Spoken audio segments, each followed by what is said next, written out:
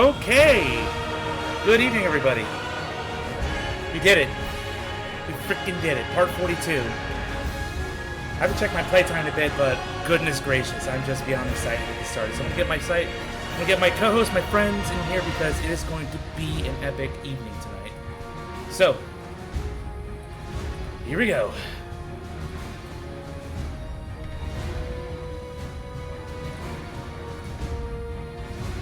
Friends of mine from the lands between, I summon thee.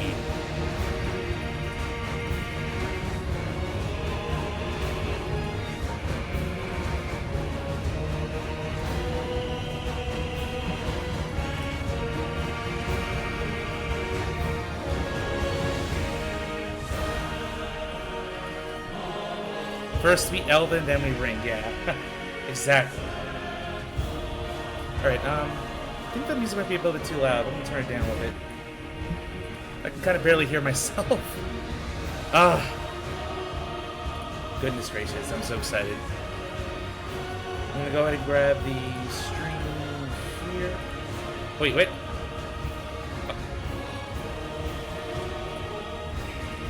Wrong stream.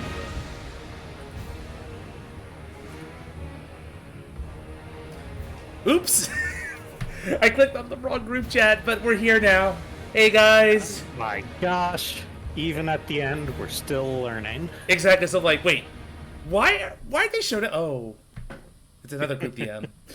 Awkward. Yep. Goodness. Oops. We here now. We here. Part 42. What a fitting number to end this on. My friends, how are you both doing tonight? How was your week? The week was fine. I'm ecstatic and excited to be here. Good Great. stuff. Yeah, very good stuff. I've just been thinking about this all day, like through my podcast, through the workout, through my usual Friday routine. It's just start to imagine that I'm here of all time. So let me see where we're at. 162 hours in the game. So level 216. And the final armor, the set, the everything. Let's go. We're just diving straight in. Because right now, I don't know how I beat the last boss tired and on an hour of practice, but... Hardest boss in Fromsoft currently, and you did it. You Yeah. did a great job. Yeah, We yeah. did it. Yeah, just trying different things. Only changed a couple things without having to change the build, and realizing I just needed one person, and it was the Bleed Proc guy, Ansbach, MVP. RIP to the man, but well worth it. Okay. We now return to our regularly scheduled base game stuff because this thing's been burning this whole time. I've just been ditzing around for like, I don't know. Anything, you going to the Land of Shadows and doing it all makes sense, because as huge as the Erd Tree is, I find it hard to believe all this ash dropped like instantly. Like, this is enough to bury an entire city. Yeah. You know what? Fair. I don't know how long I spent in DLC. I gotta go back and actually check my DLC time and parts, but I'm gonna guess it was like, what, 10 streams ago? 12 streams ago? Something like that? Something like that. Sounds about Around right. Part 30. Yep. And of course, the base game might feel a little easier now, but don't go too hard. We still want the experience. Well, yeah. I'm gonna do my best. I might try to solo these bosses. Who knows? It just feels right. If I'm gonna end the game proper, let's do it. Okay. So the Earth Tree is this way, if memory serves. We know we get to it through America's bedchamber, which is right above us. We just have to get up there. Yeah, I took the tree way up there, but the tree is kind of burning at this point. Yeah, the vines you previously climbed have all burned away, so it seems they were connected to those thorns blocking our path. Alright, but there's stairs right here. Let's do it. Oh yeah, I remember these stairs. This is like, that's where I found the statue This of is Radicon. where the statue was. This is where Yep. there was a Crucible Knight. A scarab, yeah. I'm just gonna take a quick look at the Ashen Capital here. Even covered in ash, still a great sight. I was just looking at rankings of like areas, and I believe people consistently put Lanedale as the best level in the game. That was so good. Yeah, definitely. This is I agree. That was incredibly designed. really high up there. I agree. It's like everything you want in a Fromsoft level is Lanedale. It's Analondor on steroids, and it's great. Plus, it's like, yeah, it's got the rooftops, the main level, and a freaking sewer section. Alright, no more exploring. We're just going to the Erd Tree. Oh? I knew you'd come to stand before the Elden Ring, to become Elden Lord. What a sad state of affairs. I commend your spirit, but alas, none shall take the throne. Where are you? Queen Marika has high hopes for us. Do you know who this But we is? continue to struggle Oh god, no! unto eternity. Why? Ofnir, the all-knowing. Gordon Gideon Graves himself. Apparently he believes that no Tarnish can take the throne now. I recall he was mysteriously missing after we started. I did not know he'd be a strong caster build. My goodness. He's a great wizard, as you can see. All your health. You also notice he's using a lot of spells from the Shardbearers you defeated. Yeah. Blood Boon, that's Rykart's Rancor.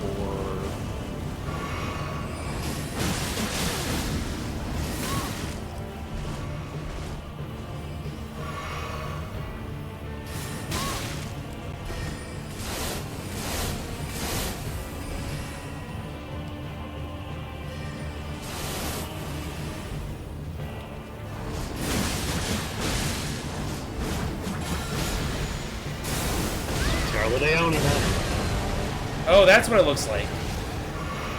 Yeah, I used that on a Metro.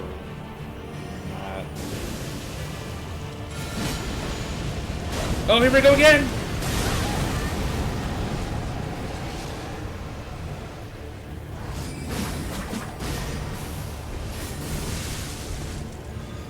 Also, did you notice the, like, sigil that's on you? Yeah. It's a debuff he casts at the start of the fight that makes you weak to magic. Oh. You fought well until now.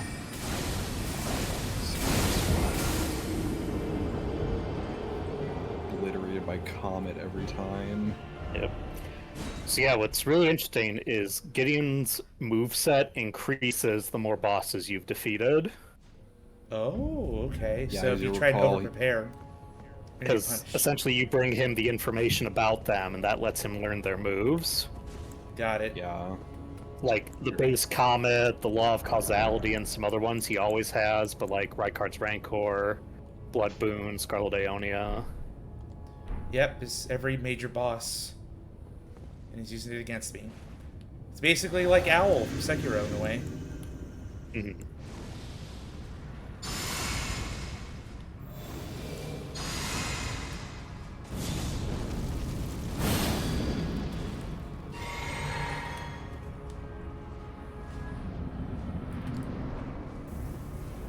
So yeah, there's that debuff he casts.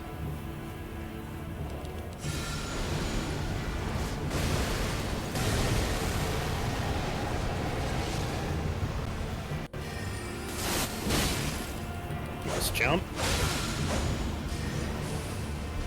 This fight is easiest the first time because he spends 15 seconds just talking at you. You sly dog, you caught me monologuing. There we go. A tarnished cannot become a lord. Not even you. A man cannot kill a god. Should we tell him? I mean, Alright. kind of been there, done that. True, but let's see what his description says, because that's a change of heart from the rest of this quest. He was all gung-ho for you guys becoming Elden Lord. Yeah, and I wonder why. It's like, nope, I refuse. worn by Gideon Ofnir. Oh, Greaves with a set of countless eyes and ears, worn by Gideon Ofnir, the All-Knowing. Knowledge begins with the recognition of one's ignorance, the realization that the search for knowledge is unending. But when Gideon glimpsed into the will of Queen Marika, he shuddered in fear. At the end, that should not be. The will? So apparently he learned something about Marika from when we last spoke to him. Apparently, she's fine, not having an Elden Lord around. Okay. So it just kind of puts this whole quest kind of pointless, at least in his eyes. All the people I've killed. Yes, we're not really sure what he learned, but... Okay. Yes. A scepter of the All-Knowing. Scepter in the form of the hand grasping a pearl. Signature weapon of Sir Gideon Ofnir, the All-Knowing. The pearl stands for the world, the heavens, and an eye, representing the many forms of knowledge. Never fully attainable. Even knowing that, the All-Knowing's hand grasps for it. Knowledge above all. Raise the scepter to manifest the realm of the All-Knowing. Enemy magic and holy damage negation will be reduced for all within the area, including the caster. So that's what he did at the very beginning. Yep, that's the debuff he does, which it also debuffs yourself when you use it. Oh, so did you like destroy him, Don? Magic defeats magic! My first playthrough with the magic build, I think I had to take a few tries because I just remember getting deleted by his comet. Mm-hmm. Yes, he's very strong. The glass cannon of all the glass cannons here. Yep. When we just had the base game, finding out this was a hammer and not like... Because people imagine with his thing as the All-Knowing that he would have like the staff that's both a staff and a talisman, Sacred Seal. But it's just a hammer. Thankfully they added that dual feature in the DLC, but... yeah. Also, this is the thing I didn't want to point out until now that you've seen the debuff. So that eye symbol that was on you for the debuff, we found that on one piece of armor set in Reichardt's area, which implied that he sent a spy there. It's also the armor that Recusant Henricus wears, implying he's also a spy for Gideon. Also, that eye symbol is on the backs of all the scarabs. Wow. The scarabs all work for Gideon. That's That's crazy. why the scarabs gather up spells and incants and stuff. And I just take him to make myself stronger. Cool. Yep. The All-Knowing, yeah, it's befitting his character. This is also where I fought, like, some, like, spirit of... The golden shade of Godfrey that Morgott summoned to try and stop you. Yeah. It's just interesting how bosses can just manifest that powerfully. Just like the monk from Sekiro. Yep, the corrupted monk in her spirit form. Before you go, there was a ghost over there. He's new in the capital of Ash. Ah.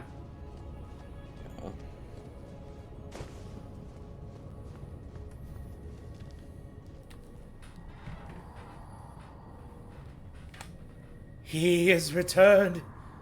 The Lord has returned at long last. Our very first Lord to brandish the Elden Ring once more. What? He dead. Do we remember?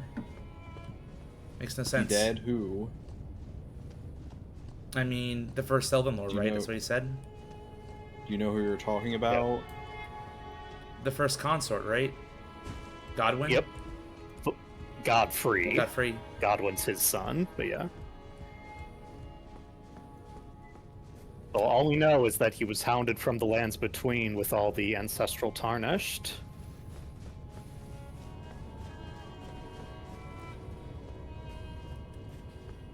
Gonna keep going up. Oh, And a new item on Marika's bed. I shared a thing that we can call this a bed. My goodness. It is. This is her bedchamber. But where are the cushions? It's all stone. Yeah, it kind of looks like the stone basin that collects the dew from the minor Erd trees, doesn't it? Yeah, yes, but still, like, my mind's like, bed how? Erd tree heal. The strongest heal in the game.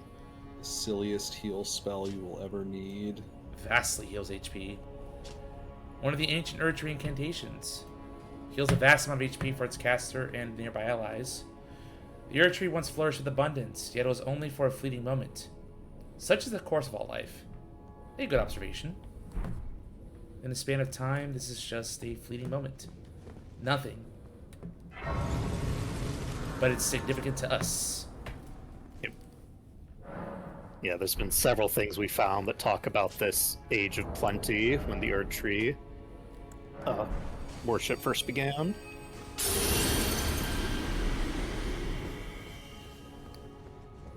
Been hoarding all these rune arcs. And I'm like, okay. Yep. Oh, so another golden door right where I fought the false king. Morgott, yep. Well, not Before the you false go king. through Yeah. the Omen King, Yeah. yeah.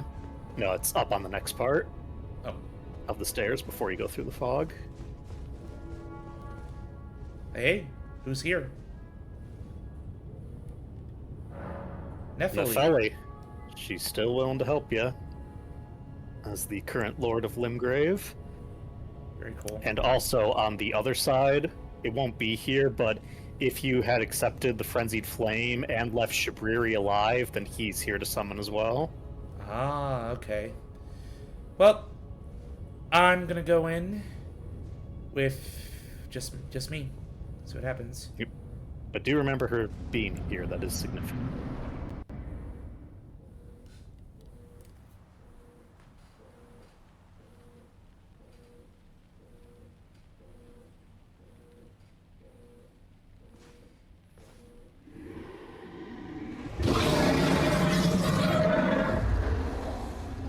It's been a long while, Morgott.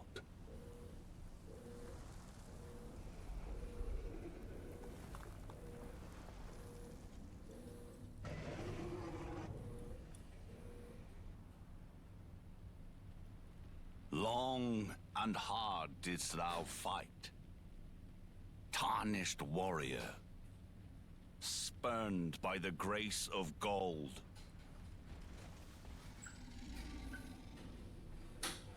Be assured the Elden Ring resteth close at hand.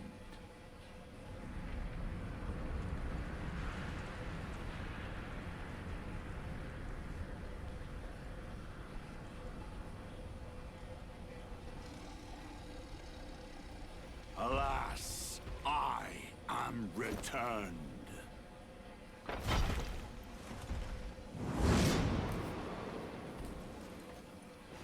To be granted audience once more.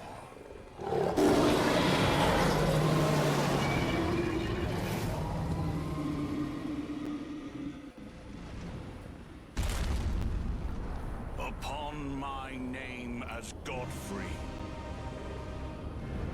the first Elden Lord. My dude? How the heck are you still here? Ah! You got a kitty. His stand on his back. Yeah, like, this is a freaking JoJo fight. Nope.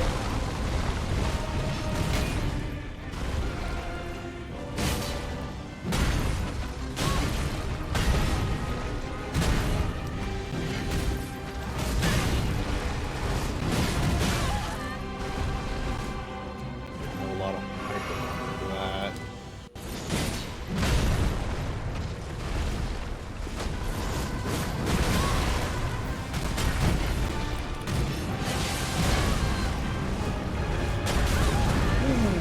Whoa!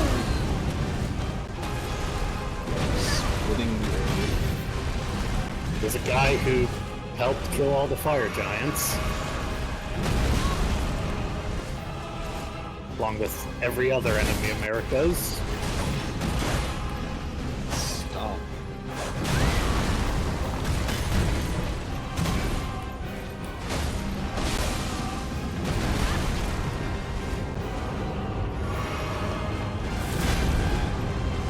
Phase 2, I guess. He's faster.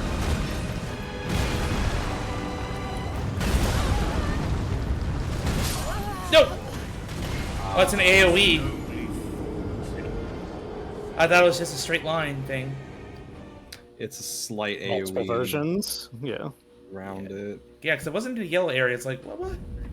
Excuse me. So yes, Godfrey has returned. Yeah, when things are going to hell right now, and mostly everyone's dead. You might not noticed it directly, but when Morgoth's body fades into Grace, the Grace points Godfrey at you. Like, he's fated to fight me or something? Yeah, remember how the Grace is guiding you on your path? The Yeah. Grace guides him as well. Go Interesting. forth, my minion. Wow, Hollow Knight's graphics are very high-tech. Never knew. Yes. Ilk Song's crazy looking. Yeah, look at me. I'm Hornet right now. Look at my big freaking nail. Okay. I mean, unironically, dressed in red with a big pointy implement. Unironically, Hornet. You're welcome, chat. You're very welcome.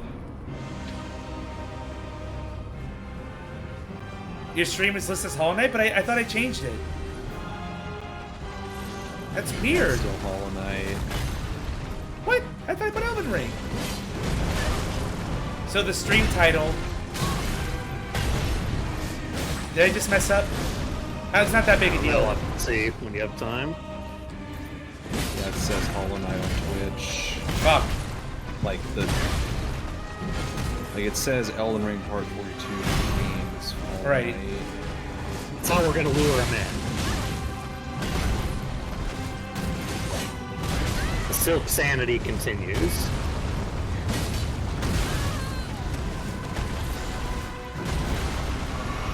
Ooh, just outside the range.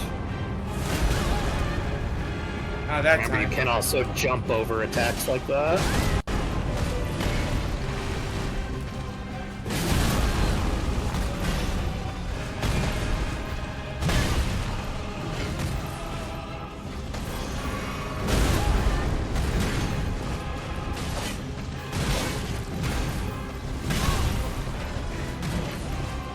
Jump. Ah. Yep, the rocks next to it that are out of the ground will be affected by the AoE too.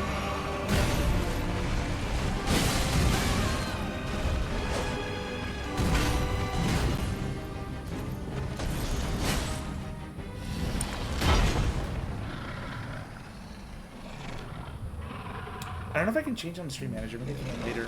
Oh well. Not a big deal. That will be all. Thou didst me good service, Sirach. What? Over changing the model.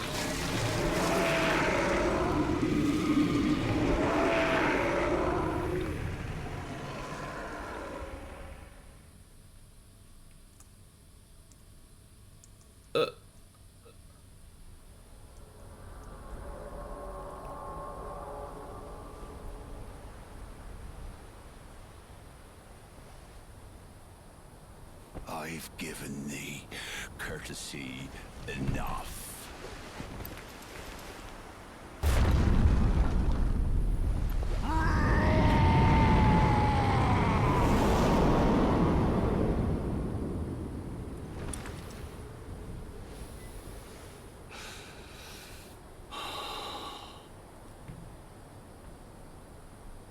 Now I fight as Horalu. Warrior!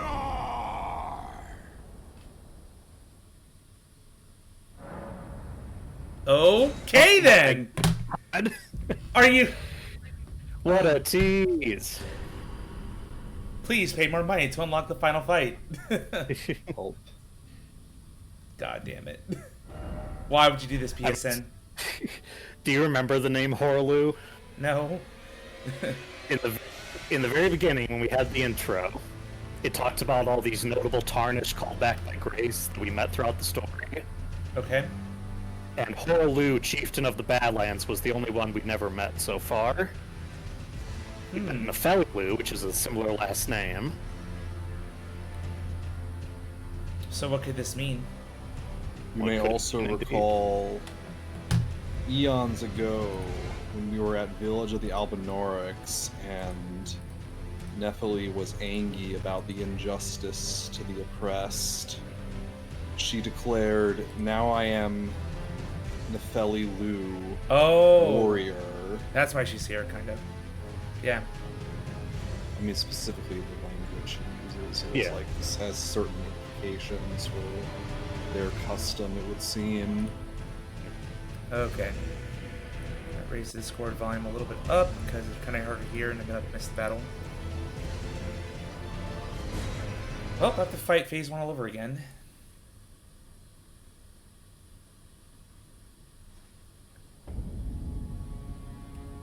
Oof. Go back instead of the Grace, because it's essentially, you'll treat it like you quit it out.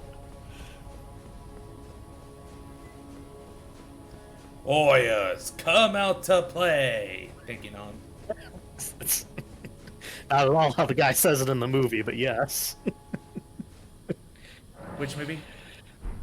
Warriors. Oh. It's an old film, like 80s, pretty sure it's 80s. Something like that. Warriors, come out and out to play. And we gotta get the You gotta get the glass bottles on your fingers and clink them together. thing. Yeah. Well, I'm glad I'm definitely fighting this guy alone because the health buff will be pretty insane. This will just be my personal opinion, but similar to Morgoth, I do wish Godfrey and Horlu had more health. Similar to both Morgoth and Malakath, I wish it was 2 full health bars. Got it. Just beat this guy and go to phase 2. It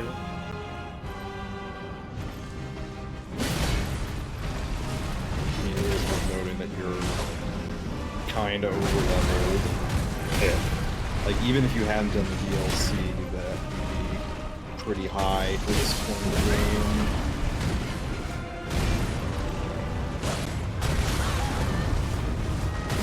I try to jump. No.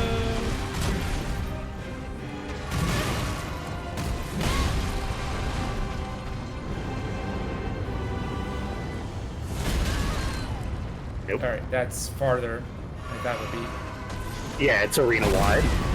The big stomp. Yeah, but it's like I'm just gonna run away. Nope.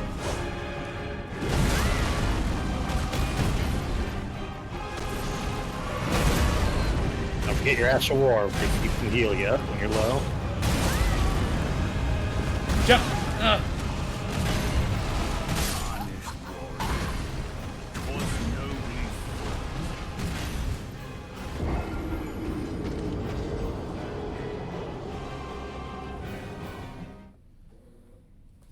All right, I'll get his phase 1 down. Me suppressing the unadulterated urge to talk about Godfrey.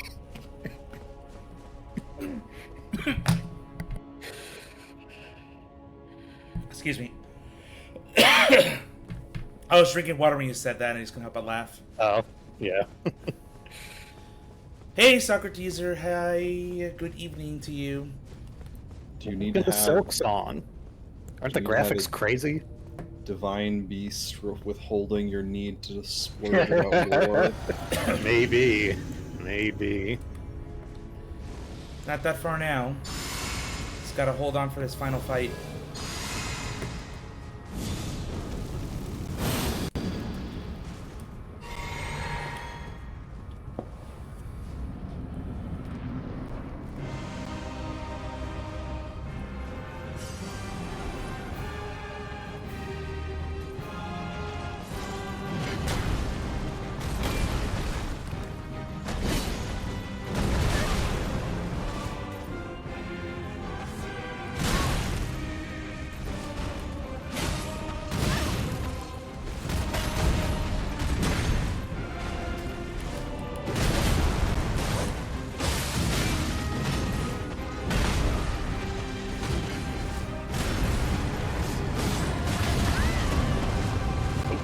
Ah!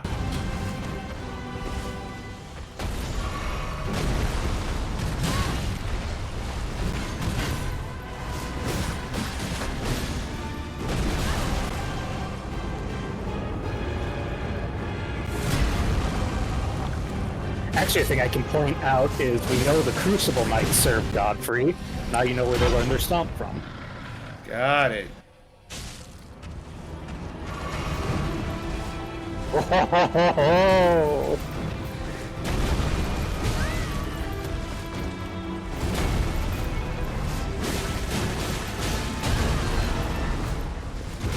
No! Command grab. he's grappling you. No weapons.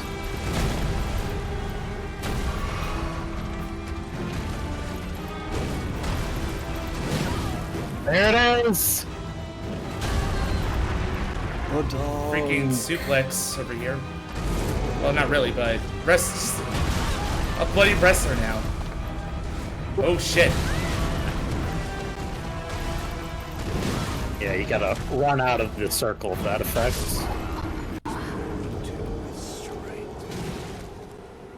Ooh. I don't know about that. Fatality.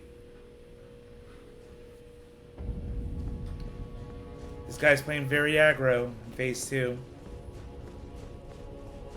He's taking off his weights. Yeah. Rock Lee style. People are late! Where's everybody That on this means finale it's not stream? gonna work. Cry over here. Moral of Naruto: hard work never works. I see you listed as a viewer, Scar. Are you in Serenity here? Yeah, how dare you? Where art thou?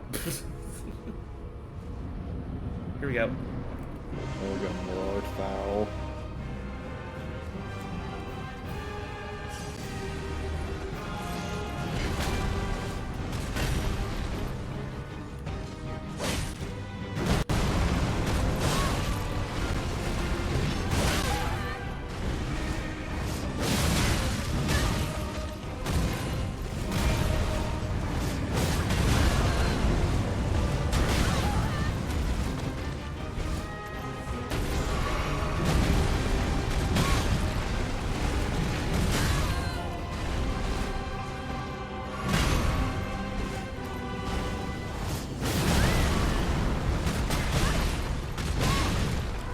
Really have to wait until the end of the combo to try to blood packs. Right, just a little hard to know when it ends sometimes. There we go. I'm doing Spirit Ash, so we'll have your distraction. Yep. I did it on purpose. Oh, he did it. Nice.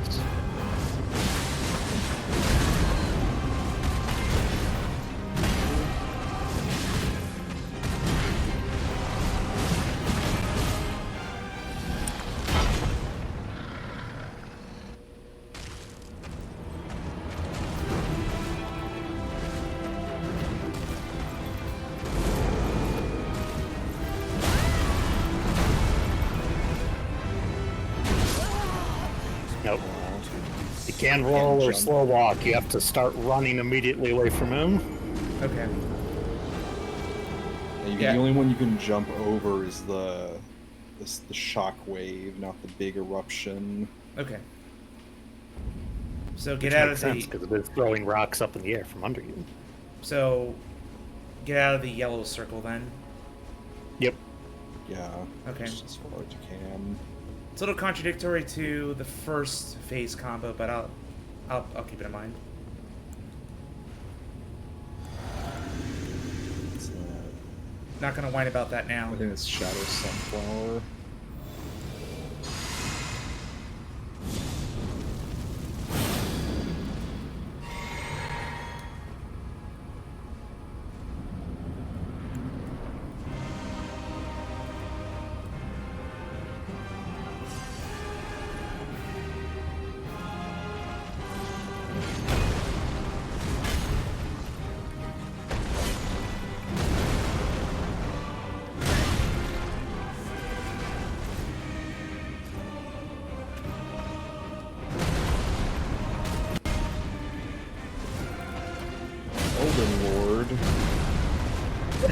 How appropriate.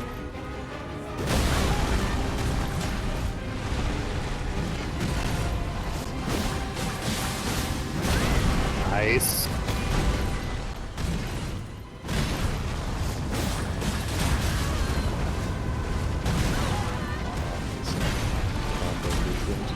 I see. Twas nobly fought. At least he's nice about it. Yeah. It's noble. Yeah, this guy's not an asshole, at least as far as my impression. All the lore has told us that everyone loved Godfrey when he was Elden Lord. That's okay, cool. My homies love Godfrey.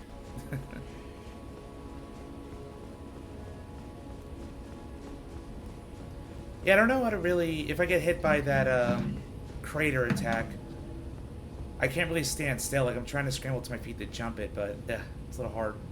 That one that he just did, that's the one you need to roll out of, because the ground's glowing and it's shooting rocks up. You can't jump that one. Okay. Jumping is like the air shockwave when he does his big stomps.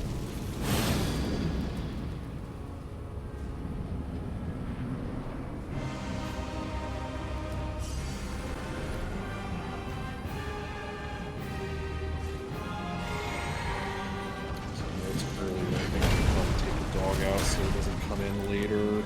Oh yeah, definitely a good idea.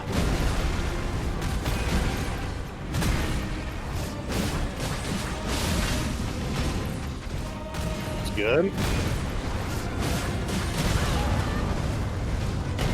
Okay, there we go. There we go. I just don't want to keep panic rolling, but sometimes it's a good thing. Strategic rolling, not panic rolling. Ah, Too early. it's annoying.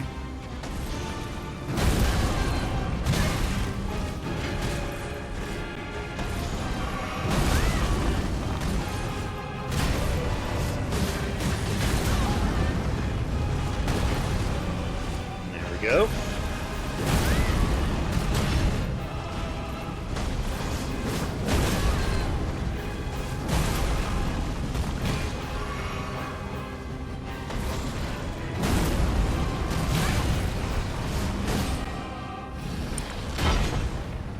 Okay.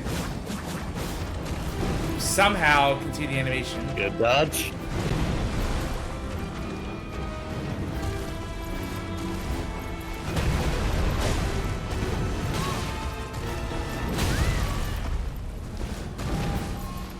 Good dodge. Uh-oh.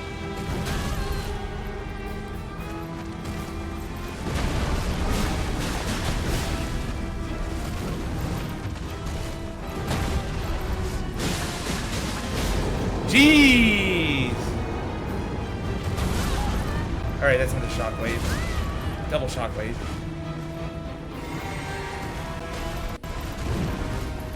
Ooh, you dodged the power bomb. Here comes the big one.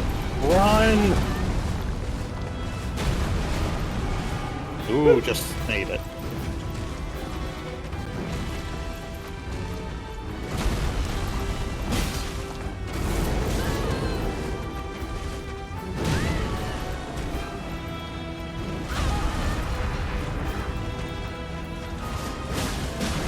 There we go. Tarnished. Thy strength befits a crown. Yeah, at that point, just scramble. And I got it. Okay, Remembrance of Horaloo. so that's his original Tarnish name. Is that what you're trying to say? Well, we can read his remembrance and the stuff back at Round Table Hold after we grab this grace here. Hey, Velza joining him right when he defeated Godfrey. Welcome, welcome. Resting. The Elven Throne. Yep. What's left of it? No chairs, no nothing.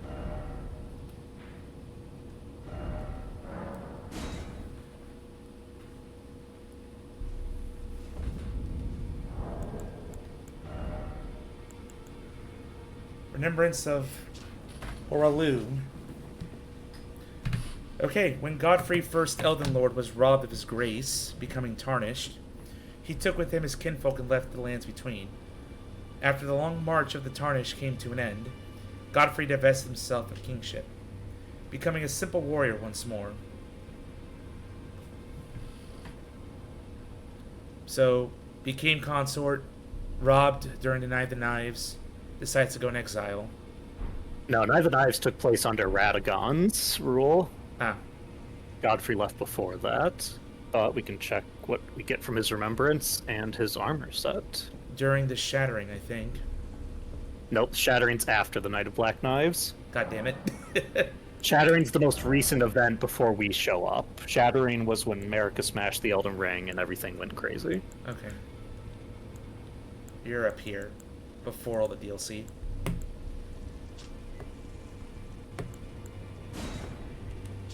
The Axe of Godfrey, it's a colossal weapon. Yeah, looked pretty cool. And I can wield it, Yep. strangely enough. Huge strength weapon. Weapon of Godfrey, Elden Lord. It was broken in a battle fought as leader of the Tarnished during the Long March. This weapon is symbolic of Godfrey's vow to conduct himself as a lord, later becoming an emblem of the Golden Lineage. In the days of the past, a crown was worn to his strength. The regal roar let loose a mighty war cry, raising attack power, sending out a shockwave that cannot be guarded against by stomping the ground, while active strong attack becomes a lunging slash. Look pretty cool. Not sure how good it is, but I'm sure it's pretty great. It's a very, very good colossal strength weapon. Nice. Ash of War, the Earthshaker. Horolu's Earthshaker slammed both hands on the ground to violently shake the earth and unleash a shockwave. Follow up with additional input to slam the ground again. Congratulations, you have unlocked the D-Clay Slam. Oh, right, that armor. This one? Well, that's part of it. That's the headset. Similar to Melania and Mesmer, you get the hair. Strangely enough. He's bald! I mean, I'm kidding. Crown of Godfrey, the first Elden Lord. The age of the Erd Tree began amongst conflict. When Godfrey was Lord of the battlefield, led the war against the giants, faced the Storm Lord alone. And then there came a moment when his last worthy enemy fell. And it was then, as the story is told, that the hue of Lord Godfrey's eyes faded. So that's it. Just lost touch with grace. Boom. I'm a There's warrior. a bit more that we've personally learned thanks to Melina, listening to Marika's words.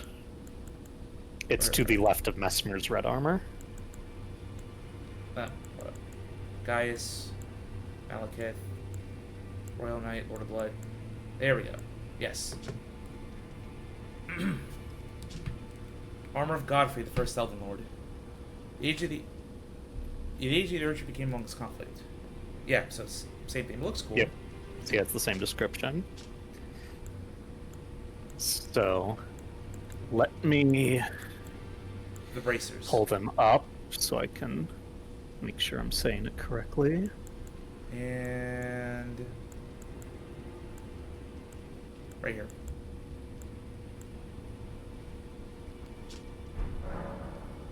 So there's a thing we had briefly talked about where in all the dialogue and descriptions, Godfrey is referred to by Marika as my lord, whereas Radagon is only referred to as Radagon,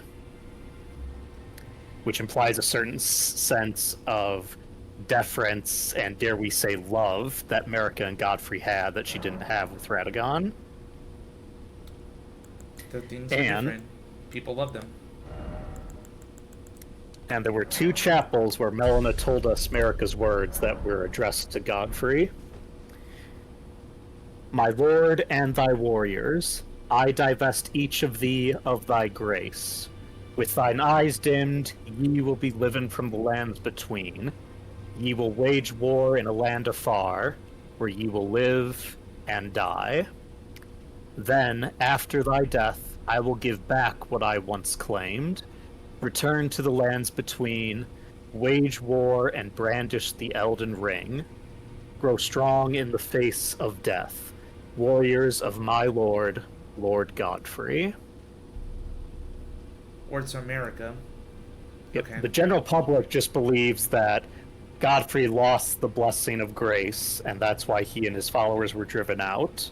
From these words, we know America told them that this would happen, and she intentionally took their grace and created the Tarnished.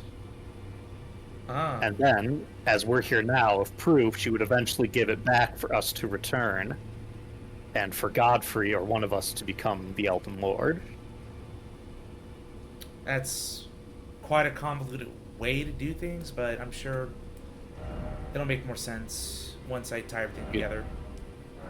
And there's some. Well, we can talk about this at the other grace while we wait for Nan to come back. There is some very interesting cut content in how Godfrey and Gideon would have acted in an early concept of the game. Acted towards the player? So in the early concept, Horalu is the leader of the Round Table Hold, not Gideon. And presumably, in that version, we wouldn't see any real depictions of Godfrey, so we wouldn't know that they're the same person. Mm-hmm. And then eventually we get, well, you would probably have the Golden Shade fight against Godfrey, and that would make some suspicions about why these two look very similar. Yeah. And then when you get to the end game here, when you meet Gideon, instead of saying you can't kill a god, Gideon reveals that he's not just any Tarnished, he's one of the original Tarnished. What's the difference? And in fact, he was Marika's spy master. Oh. And she entrusted him with a secret task to ensure that after Godfrey became Tarnished and forgot his memories of being Elden Lord, Gideon would guide him back to take his rightful place on the throne. That's a very roundabout way of doing things. I'm going to say it again. And so then Gideon's trying to stop you because he believes that only Godfrey can be the true Elden Lord. And then when you meet this version of Godfrey, who was Horalu and was your friend slash leader slash father figure for the whole story, he expresses some frustration that it has to end this way, but he reveals that with his memories restored, he now knows how much he loved Marika.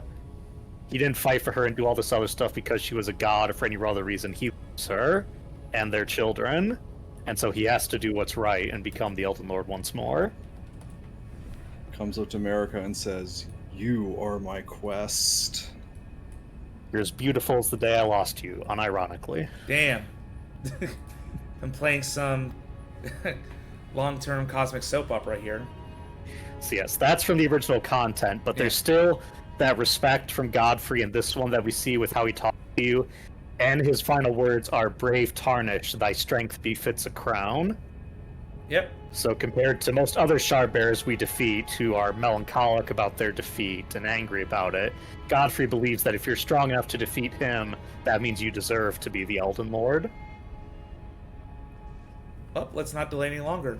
Let's honor the kind man's words and finally enter this tree of life, this Erd tree. Two quick things. I won't get into this, but I just want to mention what makes Godfrey so interesting, aside from him being Horalu as well, is that essentially Godfrey is King Arthur and Horalu is Hercules.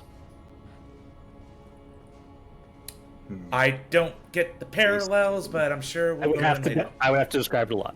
And the second thing is, once this is all done, don't move, don't touch anything, don't read messages, don't do jack. Damn.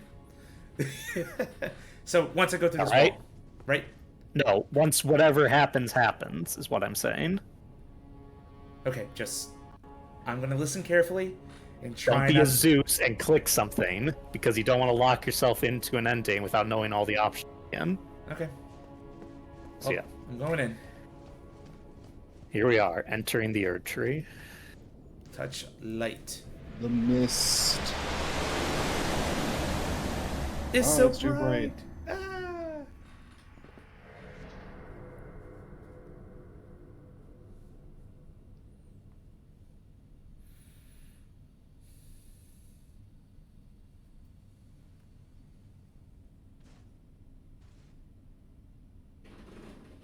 Oh.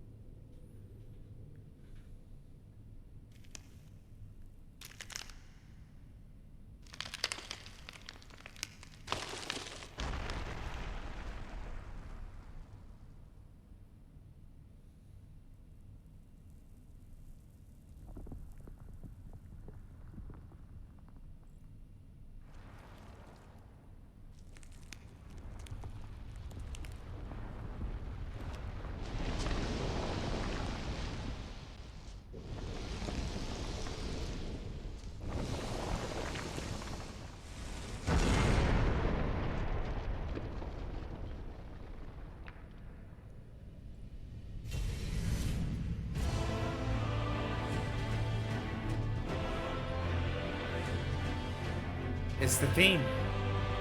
It's the main theme.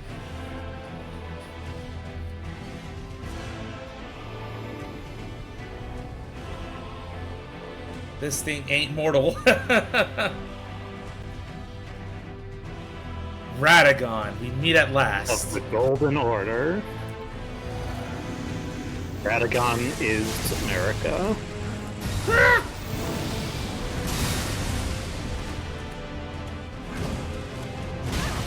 Bad idea. Just fight.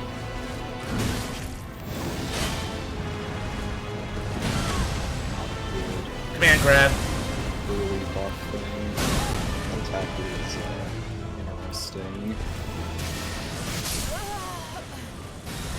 Smoted.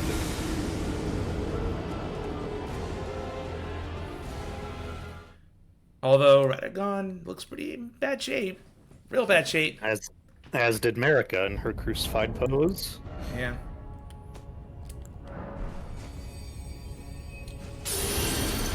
Belatedly read Hercules. Lions are a prominent motif with Hercules / Heracles. Yeah.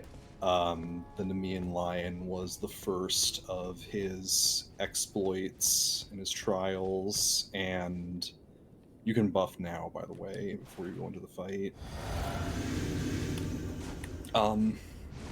That's why in the movie Hercules, in that scene where he's getting painted with Scar's dead body, that's a reference to like common Herculean iconography, where he has the like jaws of a lion. He wears the pelt of the Nemean lion as armor. Yeah, this was also like a very common thing that was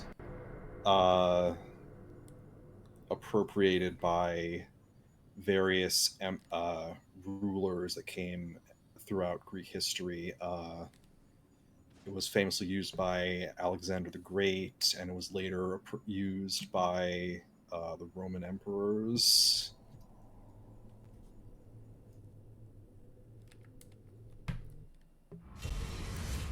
Case in point, I need to learn more about mythology, because it is a cool world.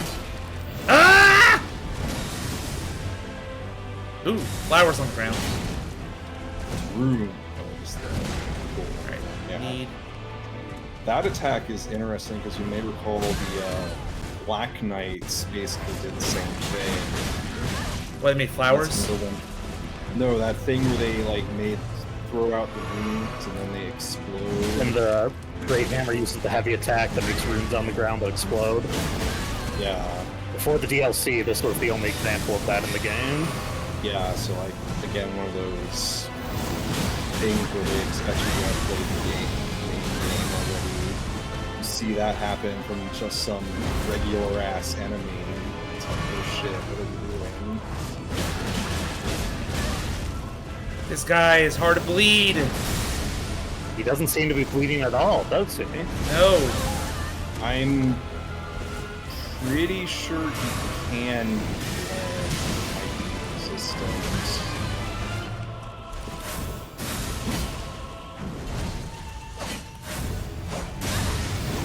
You have your wounds still, I don't care at all.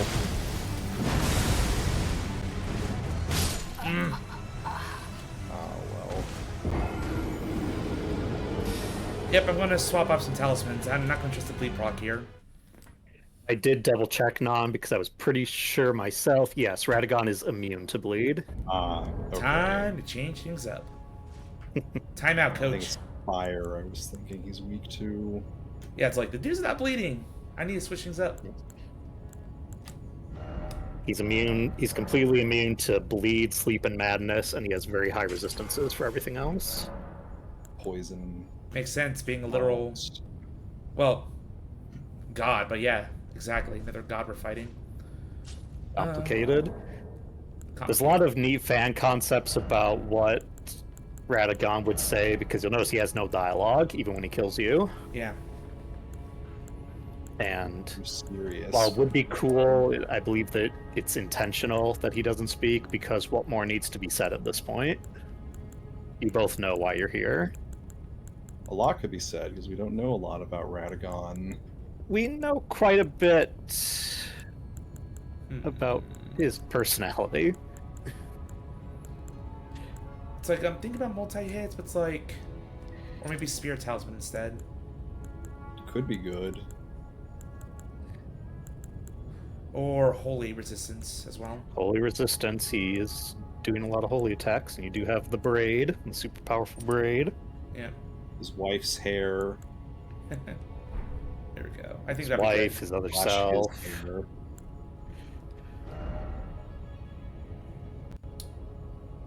Yeah, it's fine. We'll do that. I think Shard I is do still enjoy there. that. Yeah, I do enjoy that we see the physical transformation from Marika into Radagon, the hair and the body changing. So if you didn't figure it out then, it's like, all right, we're just gonna tell you right now. Yes, if you didn't do the side quest line, this would be the reveal. Wait, what? You mean they were their own couple? It's complicated. Self-cessed. Let's go.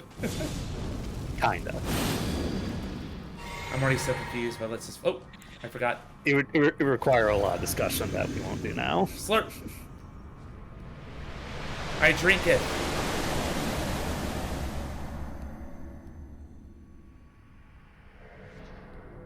All right, let's see how this goes. Much better damage. Much better damage. Yep.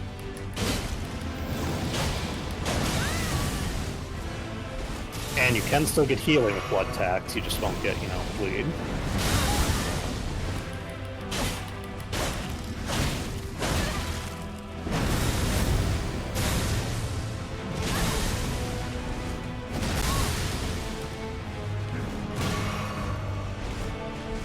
There's an edge to this arena.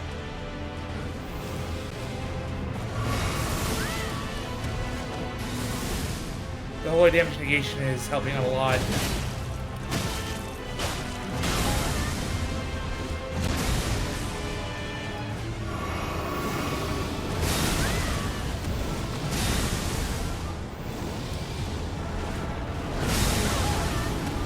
Oh, so behind him Elden is Ring safe. symbol on the ground.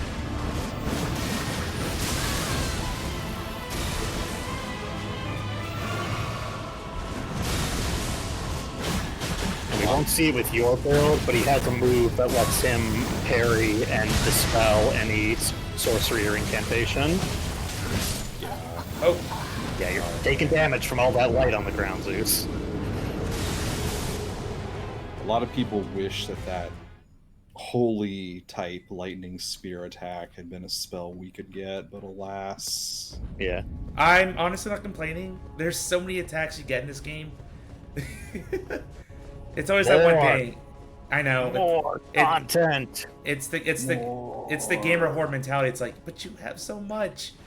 I don't care. It looks Where's the cool. tongue spell, Miyazaki? Where is the tongue incantation, you coward? Oh my god. Where's the Nerds. centaur incantation? Where are the furries? Why just scaly love, huh?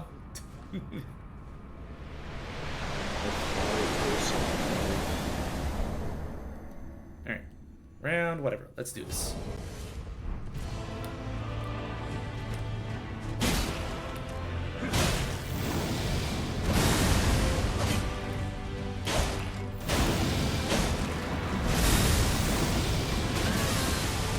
Watch your stamina.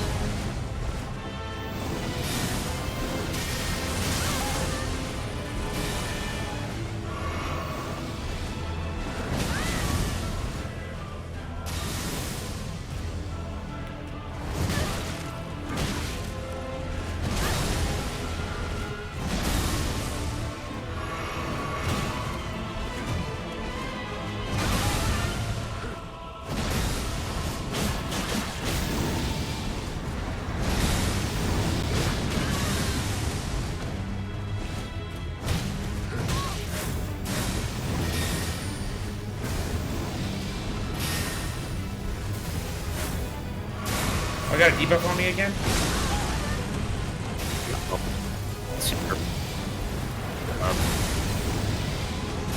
Master. Got up airs.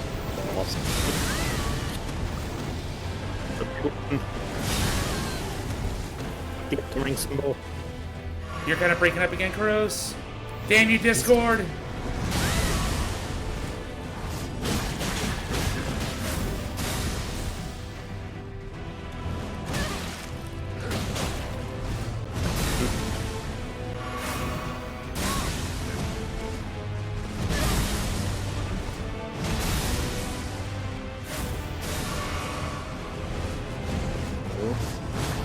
How about now? Better. Good now.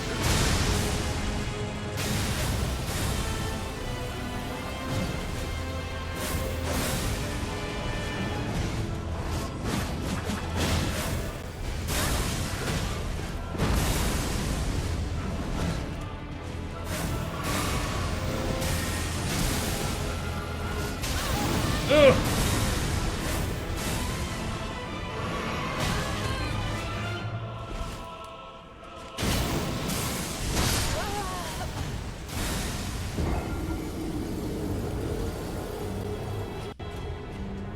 I don't know why Discord keeps messing with your connection. It's just weird. I'm not sure if that's... I don't know. I have Nitro. I have a pretty good connection. Not quite sure what is causing everything.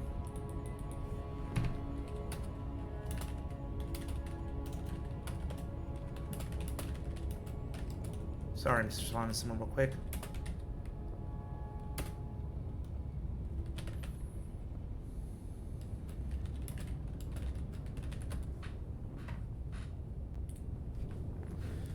Okay.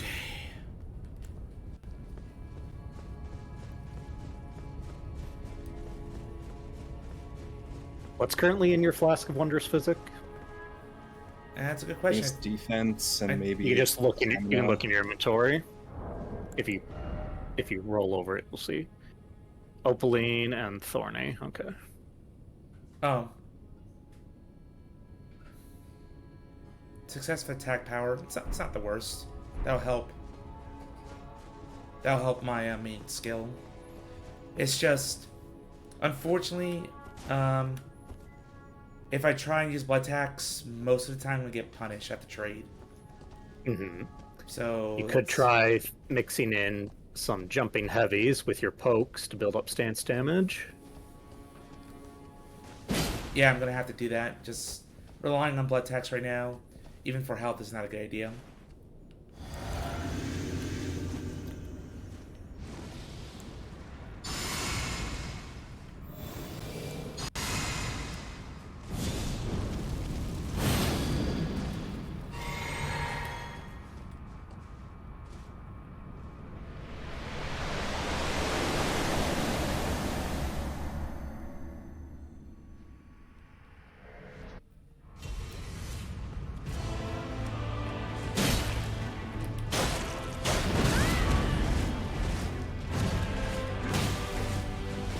Damn it! Freaking delayed! Lane.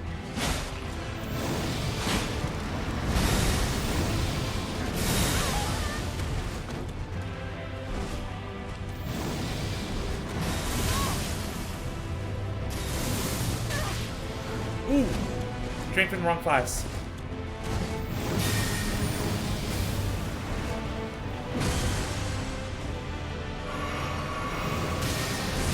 Ah.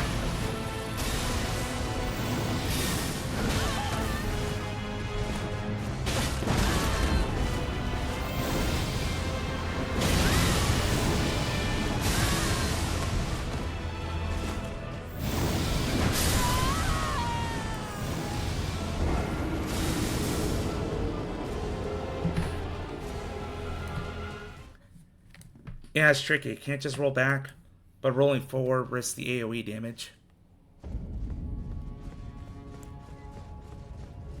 Very annoying. Very annoying fight already. Ugh.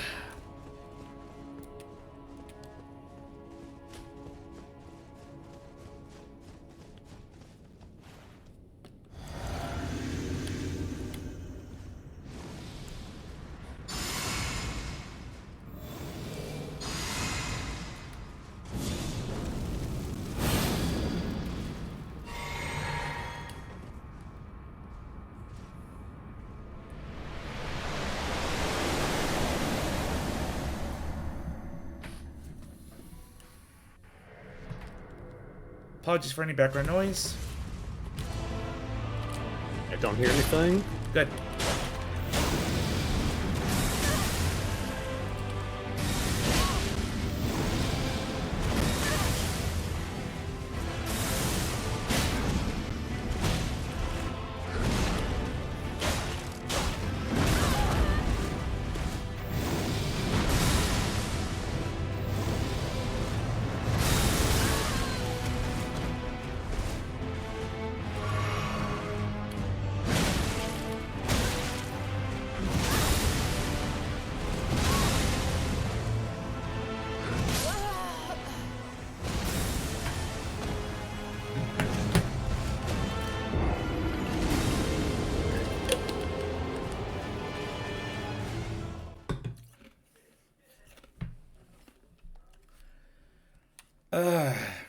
I got less than 1/4 health one time.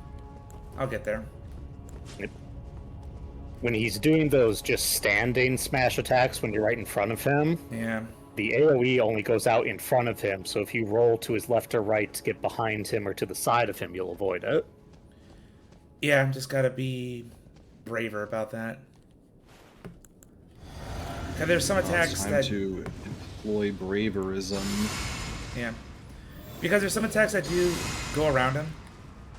There are, yeah. But I guess the bread and butter is not that, so I'm gonna roll the dice. Gotta learn the patterns. Yes and no. There's still some RNG to keep me on my toes. But here we go.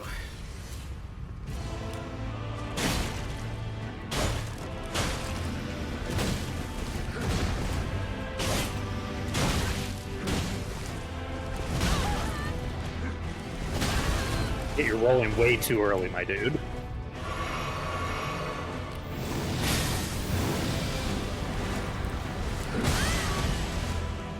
It's just so slow.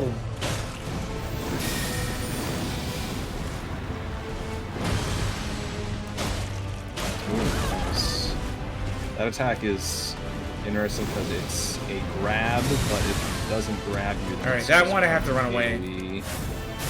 And not keep spam rolling before he jumps down, because you're getting caught by that.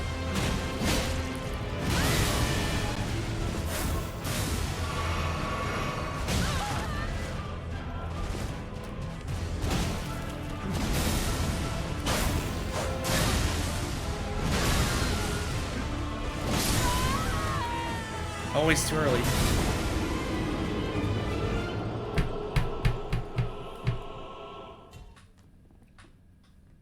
Love those delayed attack animations. I hate delay attacks. It is my bane for a lot of these humanoid bosses.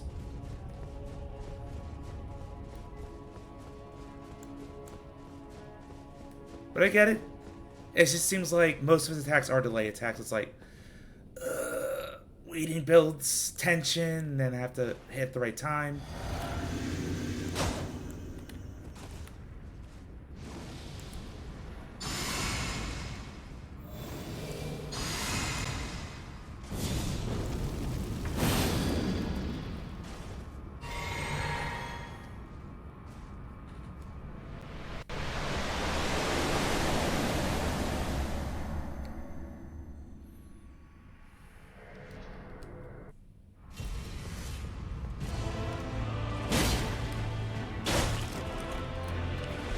Delay.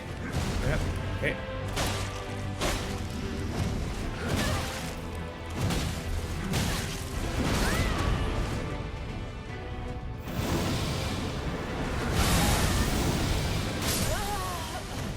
God damn it, I'm like a half second too quick.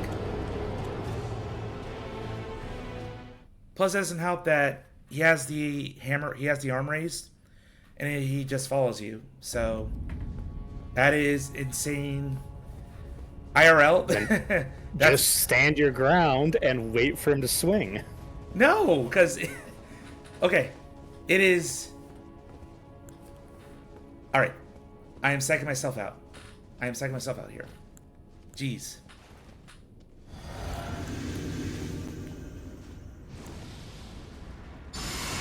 It'll click. At RumbleCon, it's like I don't just understand most of the patterns.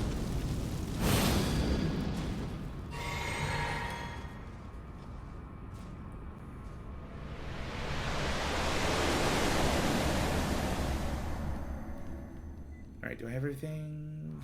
Yes.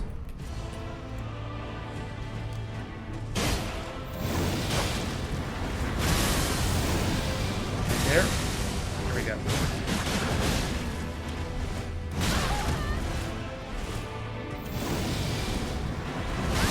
Too early there. Damn it.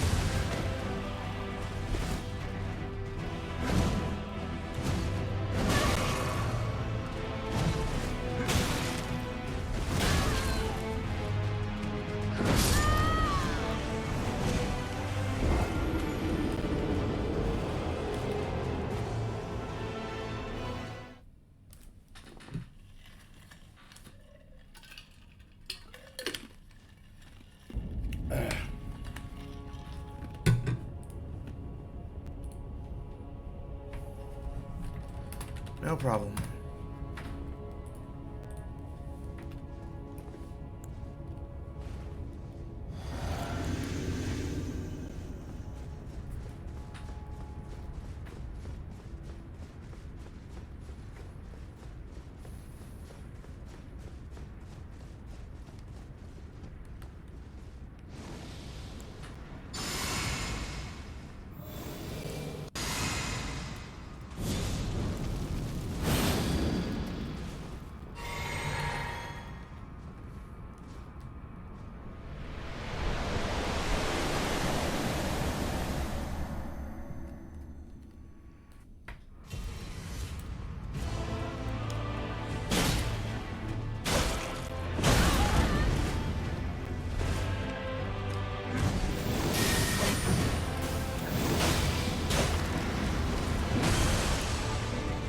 Nice.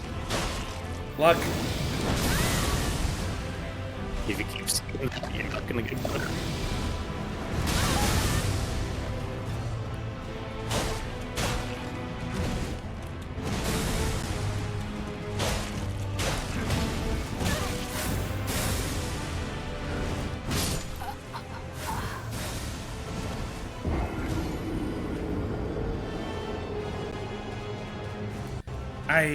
Freaking Discord. What am I doing? What is going on? Hold on, let me restart the stream. What's going on? You keep breaking up, so I'm not sure what is going on. I'm gonna check my streaming options. Just now. I'm gonna lower it. Yeah, it was at 60 FPS. I'm gonna lower it to 1080p. Hopefully that'll improve things. Don't need Silk Song to look that good. Do you still have Shard of Alexander? Yeah, he does. Yeah. So you're not relying on blood tax as much. You can probably swap that out. Yeah. Yeah. Spear, as you were saying earlier, multi-hit. Yeah, it'll be the other runway. Oh. Yeah, because I'm poking with my with just regular normals.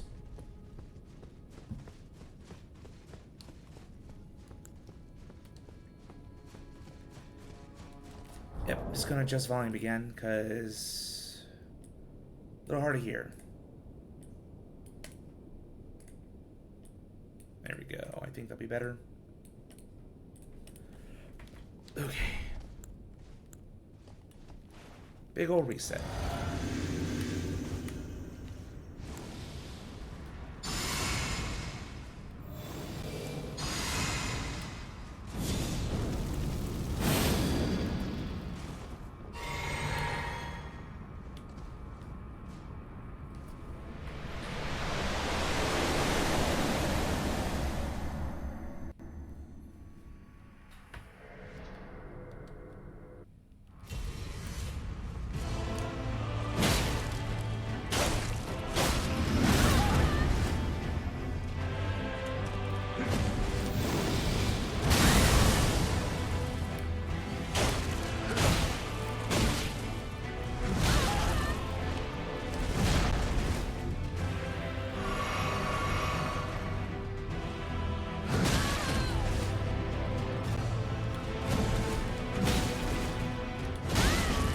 Too late.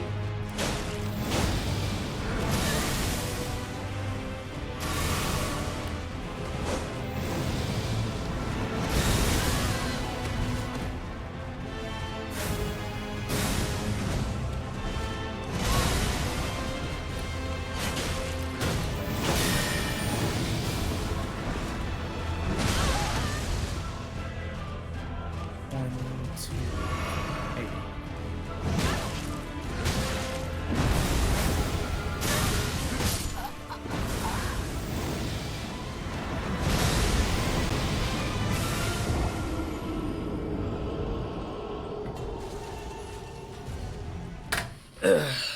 One moment. All right. Oh my god. Ugh, I am tense.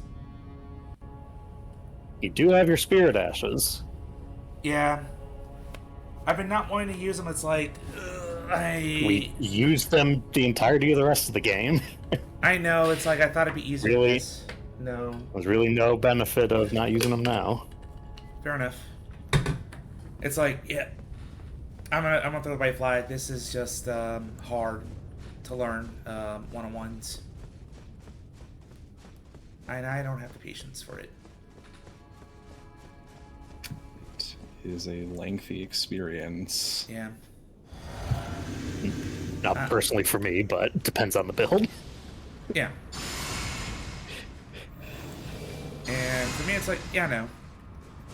It's too relying on other things. Whatever. I'm not going to criticize the build. I'm going to use the mechanics of the game and be happy with it. Let's go. Because thankfully there's time to summon. Yeah, not like every DLC boss.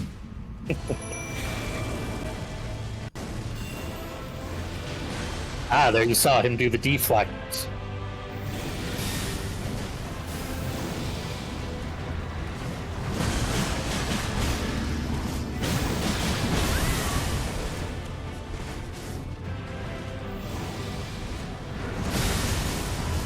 Good.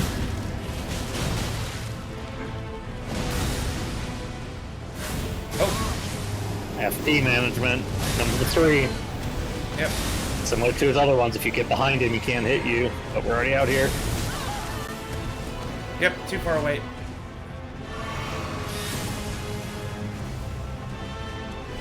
If you can dodge that one, it's a huge opening. Oh yeah, he has so many recovery frames. There we go. Sheesh. Oh, you can't say I didn't try to solo it, but oh well. It's rough. You Friends are your power. Yeah, I made so many.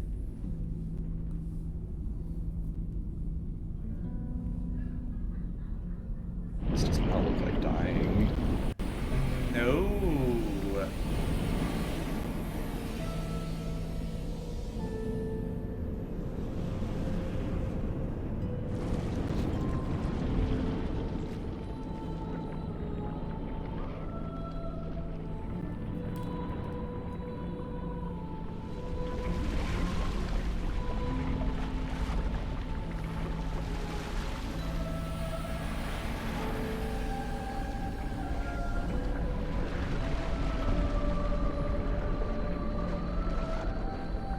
Damn, that is cool looking.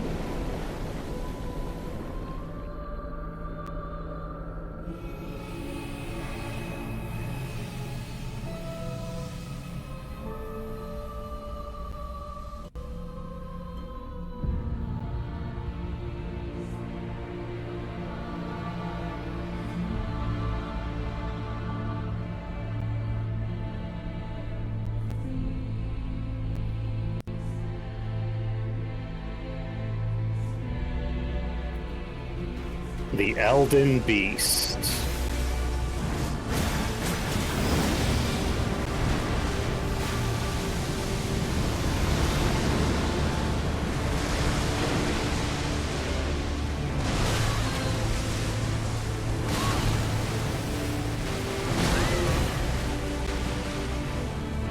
Remember, Zeus, if friends are your power, there's one friend in your pocket you can still call on. Jiminy Cricket. Oh, hey! I can One use... last ride. This really is like freaking Breath of the Wild. Which it was not originally. No. Similar to Radon, when I first played this, you couldn't summon Torrent, but they later added him, so I got to experience it on my second. Uh-oh. Later, as in. Okay. Look at the ground, look at the ground. Ah! Get out of the area. Like, a lot of people thought that you should have been able to use Torrent for this, but they just couldn't figure it out for some reason. They waited have it now. 2 whole years to add that. Why did they add Torrent? Just the man? Yeah, This he's your is- buddy. Like, the last time you can really summon him is what? Fire Giant in terms of main bosses? Yeah. And also just because, like, this boss is, like, extremely mobile, Yeah. so It's a large having to arena. follow him was a nightmare. You can jump over those. Nope, too late. Oh my gosh, I'm amazed you got out. It's the ring and then the explodey afterward.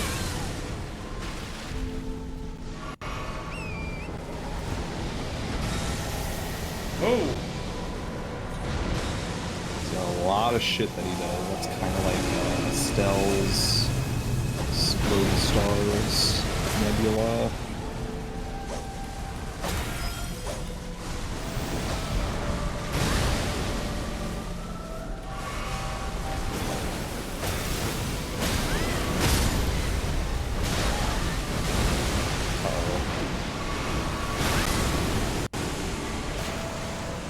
Oh! Ah, sheesh. Thank you. Yeesh! With the save! Yeah. God slain. With a remembrance. My body count of gods is 2. Okay. Yeah, phase 2 is definitely Yeah. not as hard as phase 1. Most people find the opposite, but I was going to. Again, It's just again, without Torrent, that is a lot more annoying. Yeah. So before we do anything, if you want to open up your incantations and look at Elden Stars, the $50 one. Down here. It'll be top middle, I think. Yeah, it'll be with all the gold ones. Is that up? The Yep, it's big up. gold It's next to the bloom. Up and right. up and right. There we go. There's Bloom. Here's Elden Stars. Yeah. Okay. The legendary incantation is the most ancient of those that derive from the Erd Tree. It creates a stream of golden shooting stars that sail the area. It is said that long ago the Greater Will sent a golden star bearing a beast into the lands between, which would later become the Elden Ring. So yeah, that's what the Elden Beast is. Because some people were like, this big creature just comes out of nowhere. Uh-huh. And it's like, no, they hint at it. So this is the a literal star that we're fighting. It's the Elden Ring itself. Kind of. It's a It's- cosmic entity. It's the avatar for the Greater Will, similar to Meter. Yeah, Meter, again, another one of those things. Meter is kind of like the counterpart to the Elden Beast. It is a more corporeal, fleshy version, because it's Yep. befitting that she's this fallen, damaged star compared to the Elden Beast, which is whole still. Yeah, that design was really cool. I like the idea of a celestial being kind of Yep. having its own anatomy and Erd Tree design, and it's pretty creative. I like And it. as we saw in that giant field, there were dozens, if not hundreds, of those Erd Tree trunks, Yeah. which I take it to mean that represents every world the Greater Will has influence on. Which makes sense considering the Yggdrasil background here. Yep. Remembrance of the Elden Beast owed to the Erd Tree. The power of its namesake. Oh, so we can actually unlock things with it. Yep. It was the vassal beast of the Greater Will, and living incarnation of the concept of order. Oh my god, I slayed order. Now I bring chaos. You have become Discord. Not exactly. So if you back out and look around, This should be a grace. yeah, if you turn around, Yes. we can grab that. Thank goodness. And we can go look at this final remembrance before we deal with the ending. Fractured America. Fractured America. Yes, because we can see her body's there. Yep. That I can innocently look from a distance. So innocent. Alright.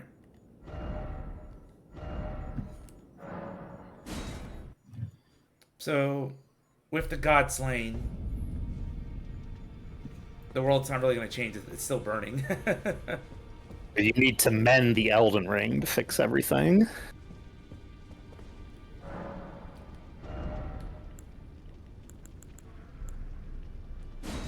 America's Hammer. Stone hammer made in the lands of the Newman, outside the lands between. The tool with which Queen Marika shattered the Elden Ring and Radagon attempted to repair it. The hammer partially broke upon shattering the ring, becoming splintered with rune fragments. Unique skill Goldbreaker. Leap up high and while suspended midair, imbue the rune shard with light before smashing it down hard on the ground. The heroic Radagon's signature attack, which we saw plenty of times. Yeah. And the actual sword the Elden Beast held. It's a great sword. Regular hammer. The ultimate farming tool. The relic sword. Yes, you will see Yes. why as you read it. Sword wrought from the remains of a god who should have lived the life eternal. Should have. Until I came in. Thoughts on what the weapon portends are many and varied. Some consider it the mark of a great sin, or a sign of great devastation. Some think it as an end of an age. Others the beginning. Wave of gold. View the sword with a bygone golden glory. Then fired at foes. A wide golden wave fans out forwards, sweeping through all enemies caught in its path. Behold, golden lightsaber. I guess. So you remember that hill with all the bloody Albinorics that we said is the best farm spot in the game? Oh yeah. This Ash of War can go down that hill about halfway and kill all of them at once. Yeah, it's this hilariously enormous AoE. Large charge up time, I guess. I don't think it really matters. Not really. I mean, it's sometimes you get to the end of the game and you get like the final weapon. It's like, well, this isn't that good. Yeah. Sacred Relic Sword is pretty damn good. It better be, considering you beat the final boss to grab it. Exactly. Just the usual holy weapon problems for the most part. Alright. I'm gonna give a big middle finger to the chat. The one intelligence point to get the 10. God, the Fuck build is ruined. everything. Stream over. I want 10 it. 9 is too little. I am Zeus bigger. now finally intelligent enough for Selin. Yep. There we go. Nice, Alright. big, fat, even number. You're welcome, chat. So, the time has come. Not go there. No. It's like in the Erd Tree. It's, yep, in the Earth Tree, Fractured America. Yeah, And before we just- move from the Grace, we'll have our My controller's down. discussion I promise on it's what down. you can do. Yep. So, you have 5 of the 6 endings available because you didn't choose the Frenzied Flame, which overrides all the other endings. Mm-hmm. So, if you want to open your inventory and go to key items.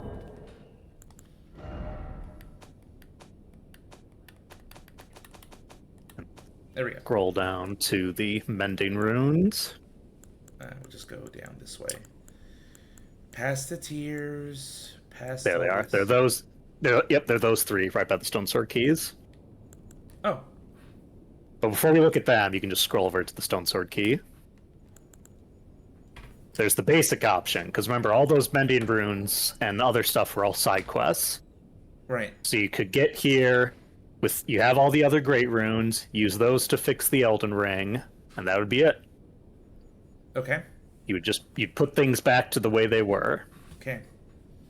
It just occurs to me, were there no Stone Sword key mechanisms in the DLC? I'm trying to remember. I thought there was like one, but I'm not sure. I don't remember. There's the imbued key, but not a regular key. True. Yeah, there I might not be think. any in the DLC. It's probably works. because of like, like they don't want you coming in with Yeah. none or little potentially. Yep. All right. So yeah, first option, we'll just put the Elden Ring back the way it was. Okay. Second option, we can scroll over to the middle one. Next one over. Okay. There we go. The Mending Rune of the Death Prince, which we got from Fia's questline, if you want to reread that.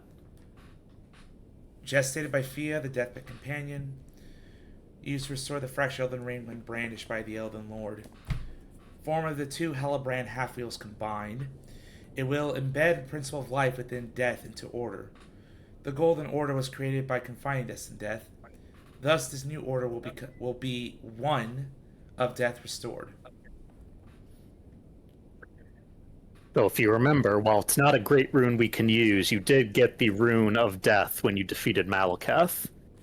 So we'll be able to add that back into the Elden Ring anyway, so that, people and stuff can die. Not everything is in this stagnant form of immortality. What Fia wanted, from talking to her and from what the rune tells us, is the Golden Order, because it confined destined death, Godwin's death led to the Death Blight pandemic. So there's all, the skeletons and the undead who exist outside of the Order and don't really belong anywhere. With this Mending Rune, the Elden Ring will now consider undeath to be a natural form of life. What will that change? Essentially, these things won't be persecuted.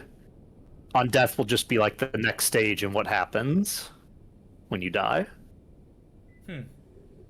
And this will be, she says, ruled over, although how conscious he is of it is unclear, by Godwin's cadaver as the Prince of Death. Godwin, right. Gotta keep track of all these things. Right. Okay. Yep. That's an option. Third option, scroll over to the right, was the Mending Rune of the Fell Curse, which we got from Dung Eater. Yeah, that horrible person. And the way... I don't remember that scene. Jeez.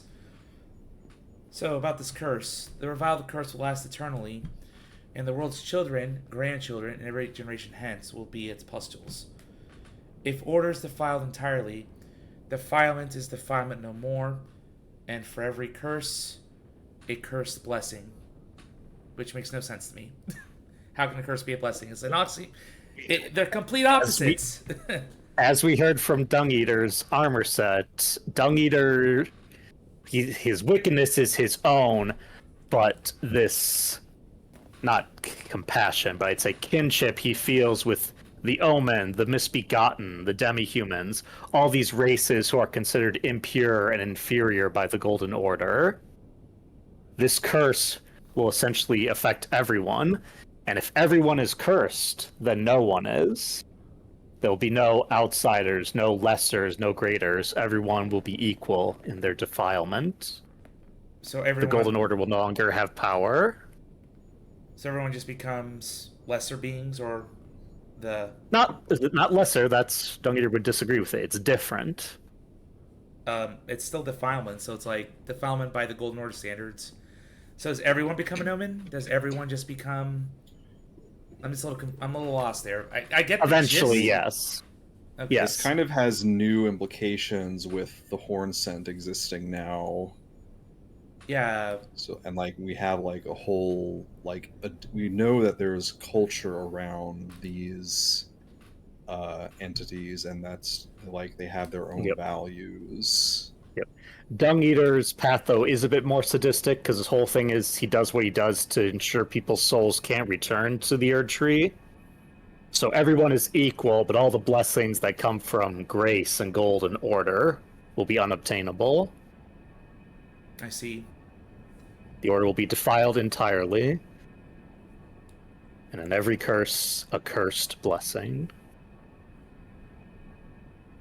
All right, that I guess a twisted way of equality. Okay. Yep. Our fourth option on the left from Gold Mask, the Mending Rune of Perfect Order. A rune of transcendental ideology which will attempt to perfect the Golden Order. The current imperfection of the Golden Order, or instability of ideology, can be blamed upon the fickleness of the gods no better than men. That is the fly in the ointment. So, while it's unclear that Goldmask knew the true origins of America as not an eternal god, but some form of mortal from the Land of Shadows who ascended to divinity, Goldmask realizes that gods with human hearts are fickle and can change reality to suit their whims. America removed the Rune of Death. Ostensibly, it makes sense because of the genocide of her people, to prevent those that she loved from ever dying again. Right. But we saw that had unintended consequences. The Golden Order also is discriminatory against the Omens, the Misbegotten, the Demi-Humans, the Hornsent. Right. Goldmask believes that the truly perfect order would provide the blessings to everyone. As we've mentioned several times, it's very similar to what Turtle Pope Muriel says, that heresy is a contrivance, all things can be conjoined. So with this rune, it would reset the Elden Ring, make everyone equal in its eyes, and then prevent the Elden Ring from ever being changed again. Not even by gods. Honestly, it doesn't sound too bad. Okay. And then the last one isn't the Mending Rune, but remember our quest with Ranni. Ranni doesn't want to fix the Elden Ring at all. She wants to end the Age of the Golden Order. So Ranni said, if you summon her here, which is the blue sign we saw earlier, since there's not a rune to use, that she will take Marika's place. She will remove the Elden Ring from the lands between and take it far away. So the people of this world won't have this religion to look to, they won't have this guiding light. But also, Ranni has no plans about fixing the lands between. The Deathblight, the Rot, all these forces that are kept at bay by the Golden Order and the Elden Ring. It's absolute freedom and absolute anarchy. Man. You guys are probably thinking, okay, that's 4 of the endings, right? Or that's all 5. That's all 5. That's all 5. Because you have the base game, just put the runes back in place. Yep. And you have, okay, so I do see the pros and cons of all of them. I'm sure you two have been debating which one I would go with, hearing all options. We haven't actually done. I'm sure we both have ideas, but we haven't talked about it.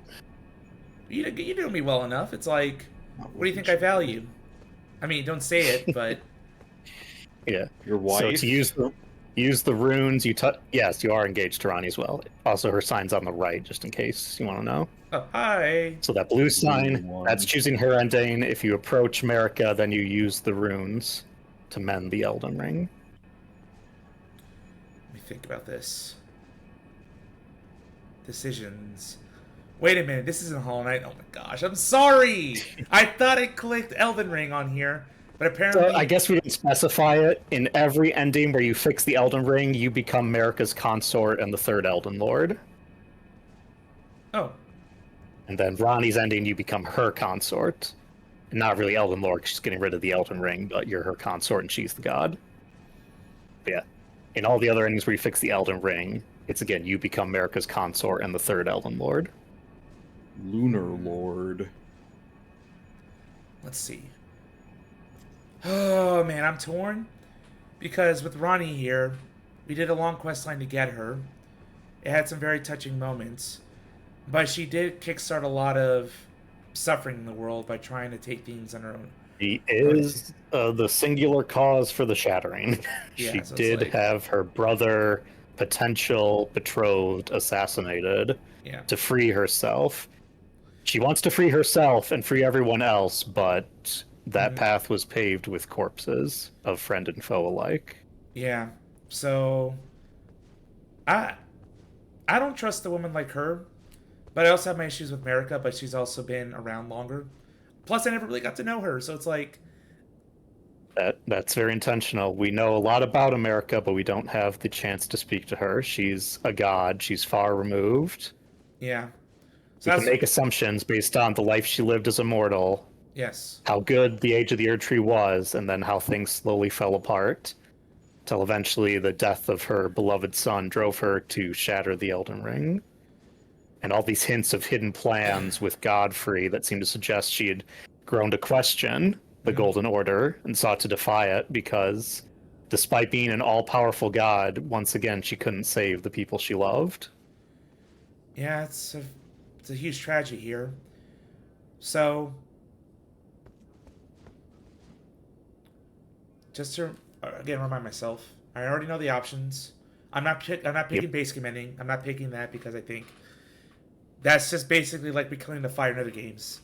The cycle continues, except Yep. I get to be consort. Cool. Yep. You won't change anything. Nope. It's just who knows when. Yeah, it's like who knows. Like I get to enjoy an age of bliss, but am I gonna really be comfy with the world suffering around me and maybe history repeat itself? So definite no on that. As far as the other three endings, the other runes, so I'm just gonna bring this up again. Key items. So the Fell Curse, it's interesting. It's just a twisted way of bringing equality to the people. But even then, I still think there's still going to be conflict arising, even if people eventually become all omens. So I don't know. Like that's just kind of like nature of existence. Like groups are gonna make their own values. And yeah, I just don't, this seems just a little bit pointless. Like I just think this is kind of delaying the inevitable. It's not just people are free from the blessings of the Erd Tree, it's that they'll never be able to attain it. Yeah, and the blessings For all the strict nature of gold, all the kindness of it, without the order, would be unobtainable still. Yeah, I don't like the vision of that world, honestly. There's About a real decision making this ending mutually exclusive with one of the best spirit ashes in the game. Yeah. oh, with Dung Eater, I don't think I saw. Yeah, because you instead of fulfilling his quest, you turn him into a puppet. You can't get this rune if you get Puppet Dung Eater, who is a tank and a beast. Let's go. So, Death here, basically undoing what America did, which kind of feels like cheating Death. Philosophically, Death is a part of the natural order, so trying to cheat it does feel, like I get it why she did it, but you can see all the pain it led to here. So I'm kind of leaning towards this one, kind of. Essentially, Fia is saying that due to flaws in the current order, a new form of life was created, which then the order said doesn't deserve to exist. Right. But who gets to decide that? Right. And on the counterpoint, the game unfortunately doesn't let us meet those who live in death who aren't mindless skeletons. Yeah. Because Fia herself isn't either. She's just tarnished. Yes. Well, you can see skeletons interacting with each other in some of the ruins they inhabit, but you can't talk to them. Yes. Yep. So there is an intelligence, but we don't get to learn anything about them, unfortunately. Yep. Really sucks that there's no snake ending. Yes. Where's the Zarias ending? Where's the age of blasphemy? Where's the age of rot? Where's the age of compassion? We could go on and on about all the endings that they could have added. Okay, and then this one with Perfect Order. I was also thinking about this one as well. Just kind of fix. But what's a god without a human heart, right? So. Mm-hmm. Well, it's in a way it's vaguely similar to how I say this doesn't remove free will either. It doesn't change the god or you, but it makes it so that once you set the rules of reality in order, they can't be changed again. Which is a big risk. Which honestly is kind of like how our world is. We know of no entity powerful enough to say remove gravity or death or anything else. Right. But at the same time, this gives the blessings to everyone. It gets rid of the division and hatred because Goldmask realized that goes against the perfect order, that fundamentalism, God. which is why all his apprentices then thought he was a heretic and a madman. Because how could he say the Golden Order isn't perfect currently? Yeah, which I highly disagree with. So it's right between these two. Like, I kind of want America, like, if being our console, be like, we're going to face death. We're going to essentially help the people get used to the cycle and just treasure the time they have here. Because the curse of immortality is rather real, and there's a lot of unintended consequences here. And this is like, I'm so tempted to pick Perfect Order. I feel like that for, like, but Utopias, yeah. So, you know, I think I'm gonna do it. I think thinking as consort and future lord. I think this must be done. Death. To the Death Prince, I bring back death towards this world. Immortality is no more. Well, kind of. We can talk later. And then you can tell me what you both thought, which ending you thought you picked. But we'll watch them all in a bit.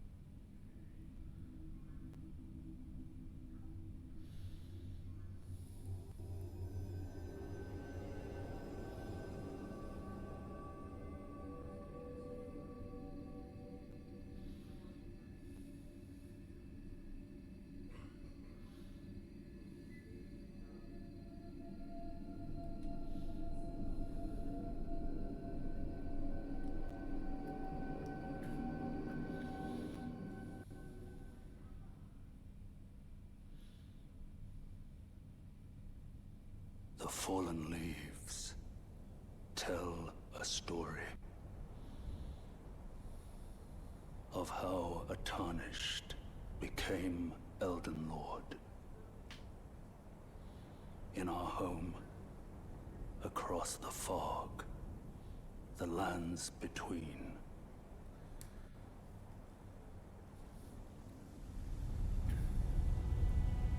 Our seed will look back upon us and recall the age of the Duskborn.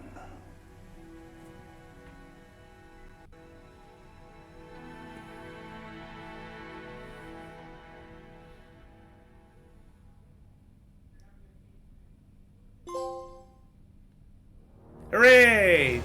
That was quick. You're the Elden Lord. World created by Come Miyazaki open. and George R.R. Martin. Yep. That guy from Game of Thrones? Yes, Yeah. the guy who wrote the Song of Ice and Fire series. Also, Yay! Yui Tanimura, co-director, who was originally the director of Dark Souls 2. Confirmed Dark Souls 2 too. His Elden Ring is just Dark Souls 2 too. Oh my gosh. But I did it. It is over. You did it. Oh my Elden god. Ring is complete. Completion criteria met. 164 Yep. hours of playtime. 216 bosses, 55 NPC invaders. Chat, let's hear it. I did it. I freaking did it. I freaking did it with the help of my awesome, awesome friends. Power of friendship, you guys, and your patience. Really, really appreciate. Yes. Not only this. Yeah, let me get this hydrate here. I need it. Not only have we defeated Elden Ring, but I believe right now I'm caught up to basically Night Rain, right? So, Yeah. But even then, I consider like a side game. It's just whatevs. So It's alternate universe. yeah. But as of right now, hooray! I have caught up to modern Fromsoft games. I'm very happy about it. What a journey it's been. It, So many bosses, so many walls, so much pain, so much growth. I think I have a better appreciation of these games now than I did. Excuse me, when I first started with Dark Souls 1. So, just glad to be here. Atop yep. and accomplished. Now, of course, we'll get your full write-up later, but off the top of your head, favorite boss? There's so many. 216, in fact. Recency Top bias. 3. Top 3. Praetor Rykard. One of them. All right. Yep. That immediately came to mind. So, Praetor Rykard. The gimmick fight, the very fun gimmick fight. I like gimmick fights. Heck yeah, it's like Storm King, but even better. Spectacle, it's nice. Yes. Yep. Let's see. So many fights to pick from. Moog, I'd say would be number 2. I think that was a really hype moment. Okay. Yeah.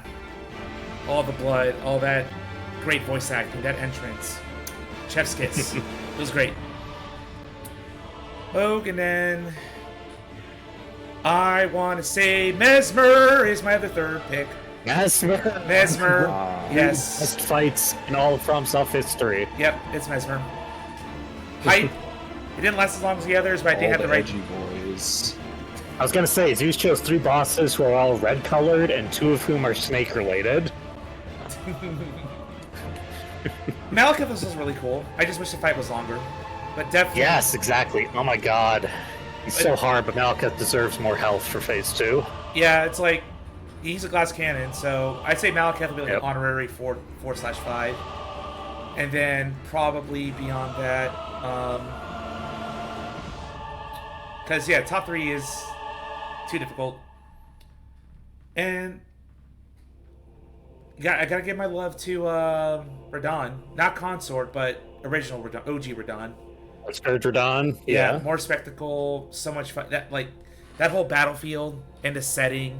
Yep. That was just really peak, a good way to end Act 1 of the game. So, yeah, those are my top 5 fights. I think I'm not in the minority for those fights. But there's so many good ones in the game. Like, a lot of them were very derivative. A lot of them stuff I've seen before, but those 5 definitely stood out. Right. Any more questions? Or, because I'm waiting for these credits to Least favorite. Oh gosh.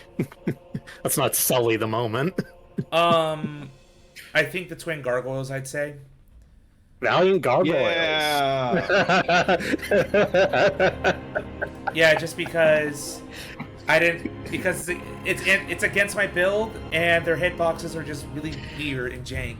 I don't like it. Yeah. Very no fight.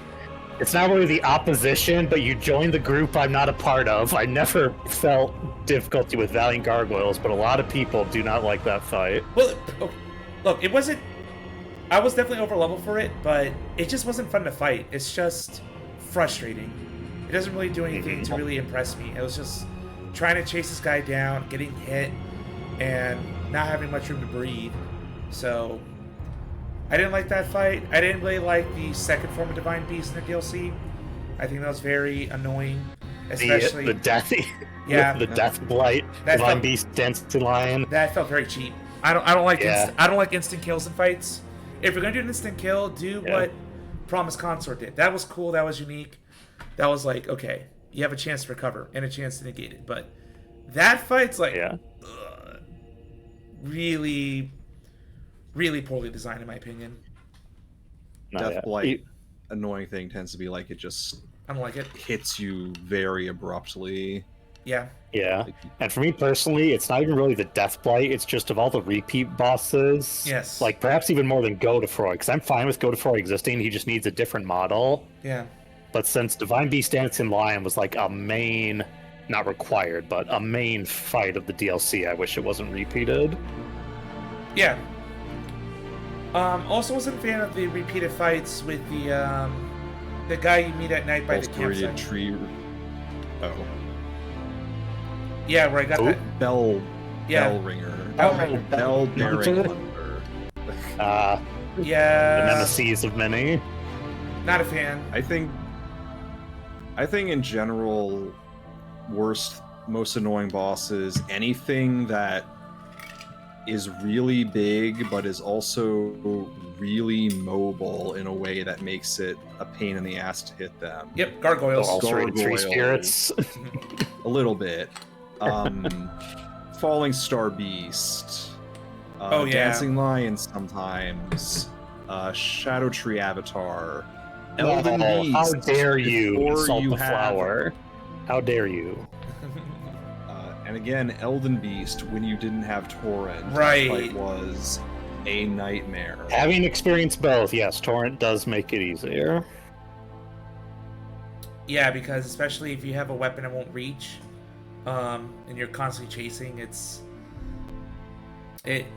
you have to fight phase 1 Radagon beforehand, like it's as painful. Yeah, that was the other fight I had to just get good at for phase 1 and wait to summon for phase 2 because it wasn't working out when I was My first summoning playthrough, beforehand. on my first playthrough, I never actually died to Radagon. You click no, so we can go back to base game. I never actually died to Radagon, but I did die to Elden Beast 3 times before I defeated him. That was my experience in the bleed tank playthrough.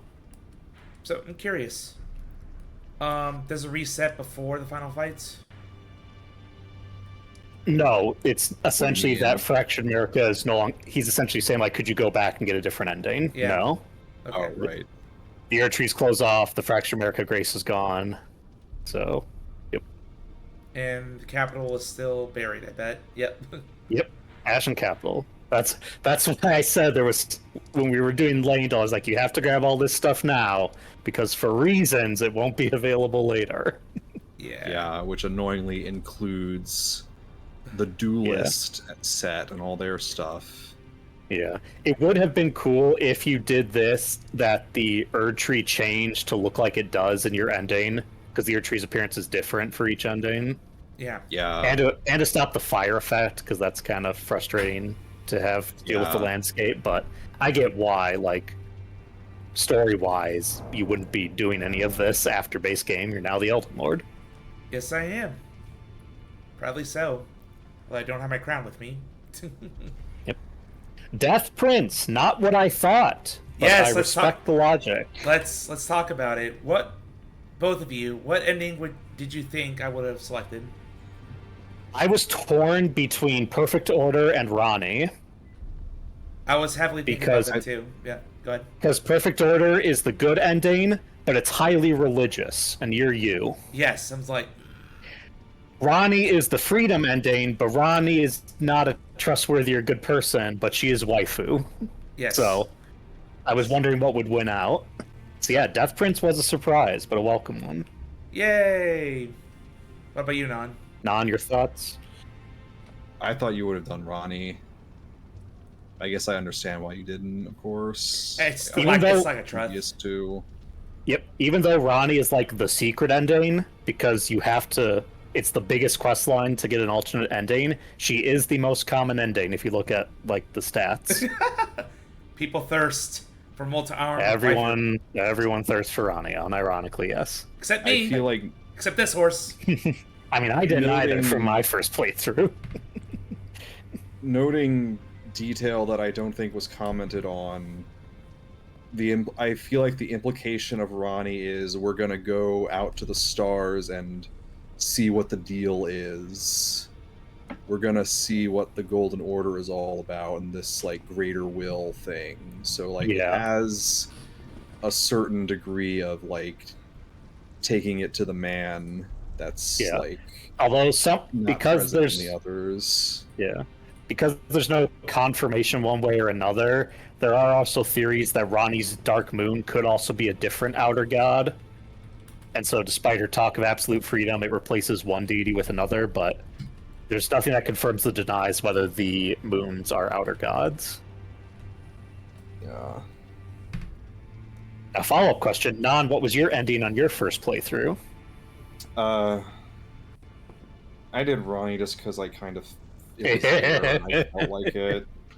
You had to prep for the outfit you're currently wearing. Yeah, what is with that outfit? I never. It's Ronnie's outfit. Oh right, yeah. It's Ronnie's clothes. Oh wait, yeah. There's the hat and everything, Yep. and large booba, Hang on. and the moon crest betwixt the bosom. Yep. Oh man. Actually, you mind if I just swap the feed over and we'll just take a look at the other endings real quick? See how they play out? Yeah. Before that, my ending on my first playthrough was the Age of Perfect Order.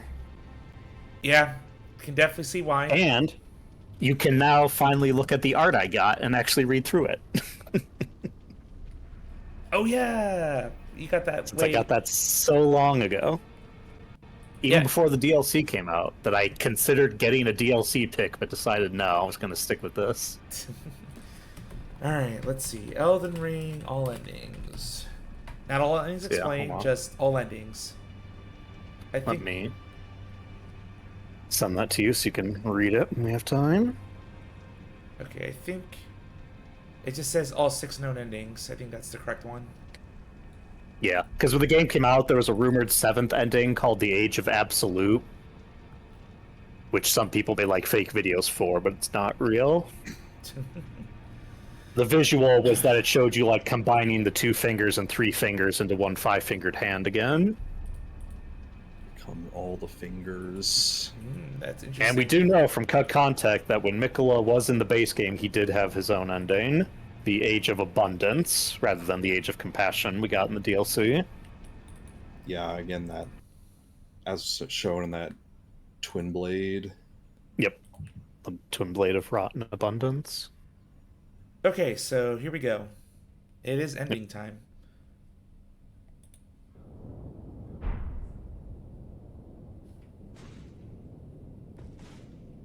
So, Ronnie.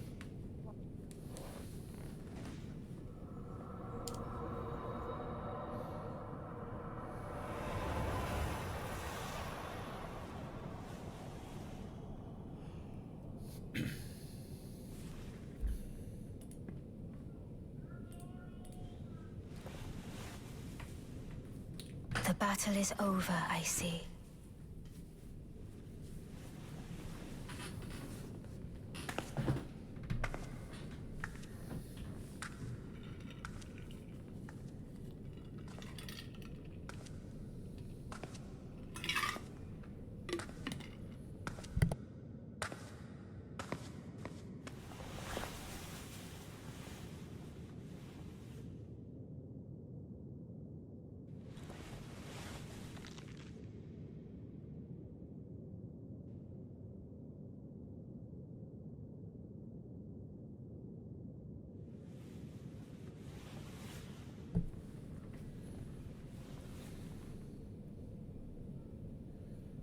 I do solemnly swear to every living being and every living soul. Now cometh the age of the stars. 1,000-year voyage under the wisdom of the moon. Here beginneth the chill night that encompasses all, reaching the great beyond. Into fear, doubt, and loneliness, as the path stretcheth into darkness.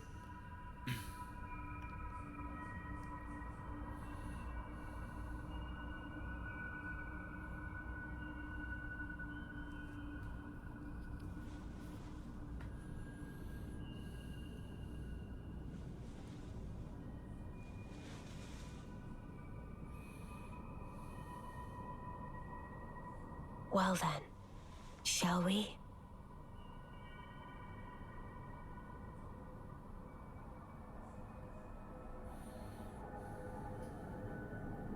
fair consort eternal.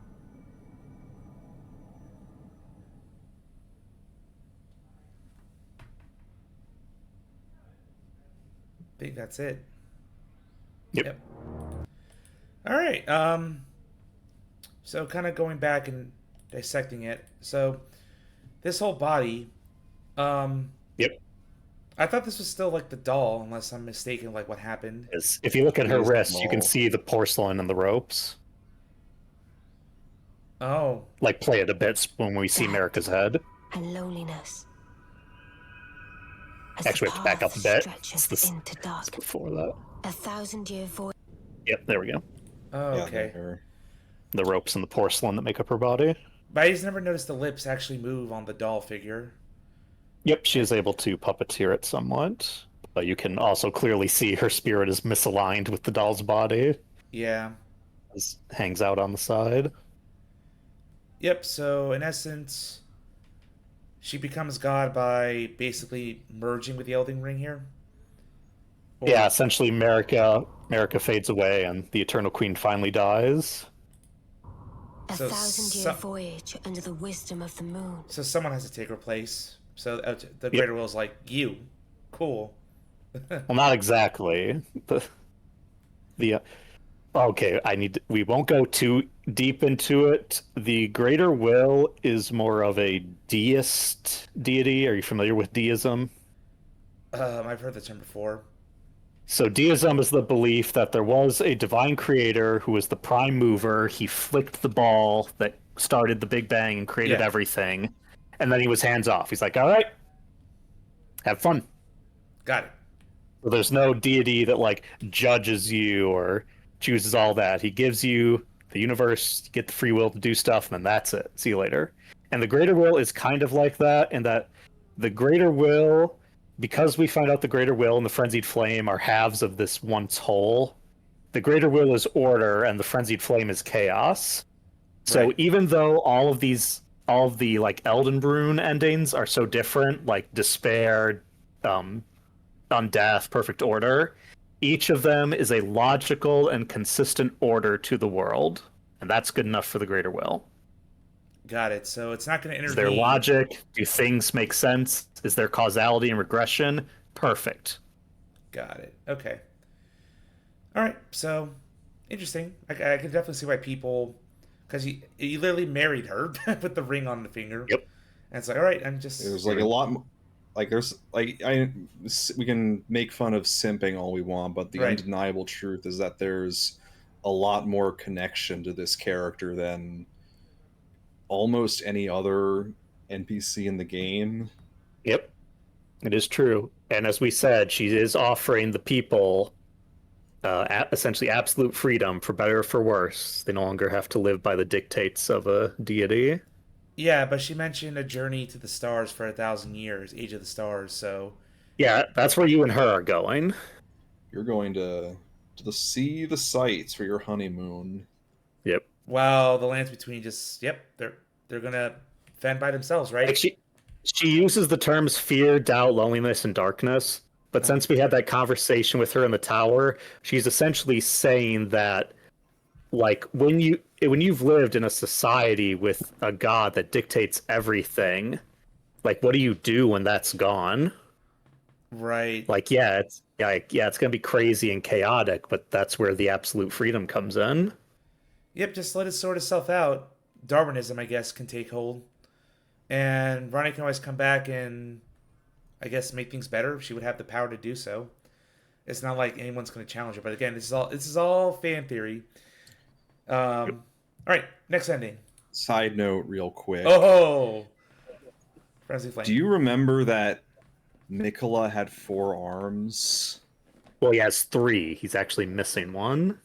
Oh, he is? Is that what Yeah, we're... actually, I was going to share this one day, but I couldn't send it because the picture was too big for my phone. Oh, no. Yeah, we can view it in a bit.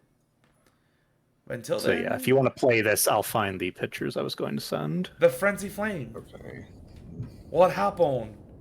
We came with the flame in our body. This is... Death.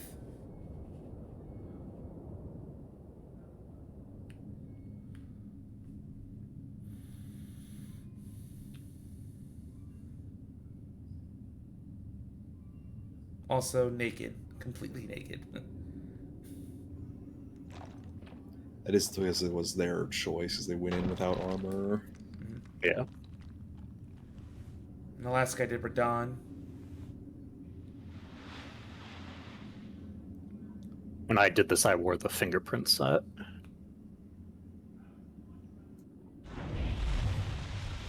Oh, you become like that guy in the DLC. Yeah, again, one of those details you see Major and is like, oh no. Played the base game beforehand, you realize, oh shit, when he takes on that form. But he wasn't strong enough to be the true Lord, whereas you are.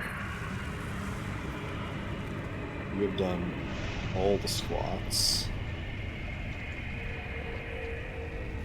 So you're saying even an ending like this, the Greater was like, it's all good? No. This isn't the Greater Will. Oh, no. Yeah. You kill America and destroy the Elden Ring. You are the absolute enemy of the Greater Will here. Ah. Remember, the Greater Will's not an active deity, so it's not like he's looking down going, what the fuck? Yeah. But certainly it'll get its attention. Oh yeah.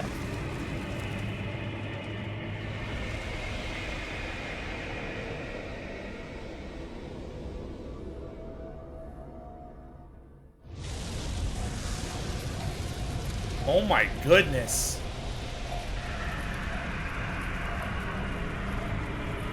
This is the end of everything. No life will ever be born in this world again. So that's one way to get rid of the problem of suffering. People can't suffer, there's no life to suffer with. It's all gone. What? They didn't do the other thing. Oh my god, hold on. No, this is unacceptable. What Hold happened? on. So There's an... No, we're not gonna say. Just let me find it. Okay. So as even as the Lord of the Frenzy Flame, you perish as well? You go down with the ship? No, you become one with the flames, essentially. So you get to witness everything dying. it's Frenzy It's Flame. not really you. What they're going for is essentially the end of Evangelion, except instead of turning into yellow goo, everyone turns into yellow fire. I haven't seen him in Evangelion. Alright, so Zeus, Yes. play this. Oh, there we go.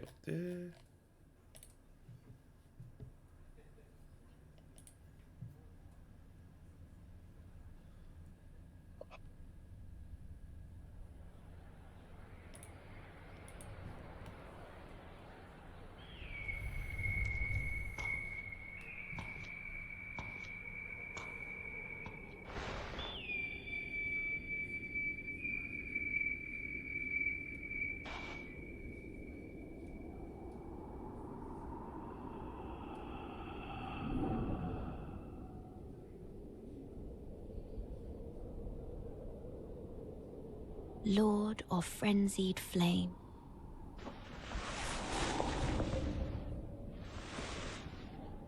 I will seek you as far as you may travel.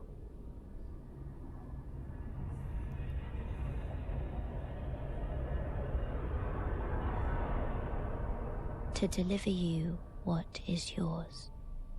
What the fuck? Destined death. So I pissed her off at this point. He told you if you become the Lord of Frenzied Flame that she will kill you. So As basically, sure as day follows night, she will kill you. wow. But hold on. But didn't she burn with the Erdtree? And then No. So that's She's- kind of the thing. That's the reason they didn't do it there, kind of, because this is like a separate cutscene. If you do the burning thing and then offer yourself to the Lord of the Frenzied Flame, to Three Fingers, this cutscene doesn't play. Because she'll have killed herself in the giant's flame.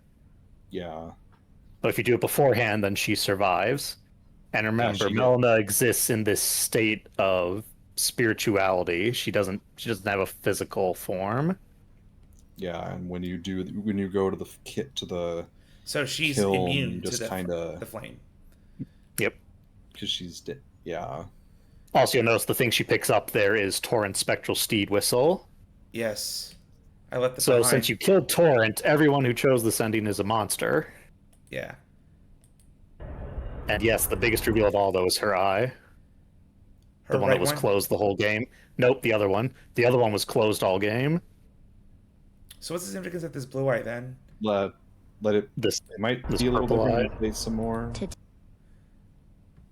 deliver you You're gonna what have to is close a little yours. bit. I don't think It so. does? No, it doesn't. Destined. Okay. So we see Yeah, her okay. blind eye, right? Just never this clear blue eye. She wasn't blind in the base game. This presumably was blinded by the fire, affecting her somewhat. Oh, okay. But this sealed eye of hers finally opens and reveals this twilight purple, almost a gloam color. Well, she is a daughter of America, right? So Yes. But so we won't dive too deep into it, but there's a character in the lore who we never meet but hear a lot about called the Gloam-Eyed Queen, who is Eh. apparently a rival of Marika's to become a god. They were both Empyreans, but Malekith killed her and Marika became the god. ooh, okay. 2 endings down. Well, yeah. And definitely, yeah, I would have hated getting this ending. For Yep. sure. Only got it for the trophy. That's it. And I left Melina alive so she could kill me. Optional Hayeta questline, huh? Yeah, because that's how you get it. I had his quest line. Dung Eater time. Well, I wonder who this is.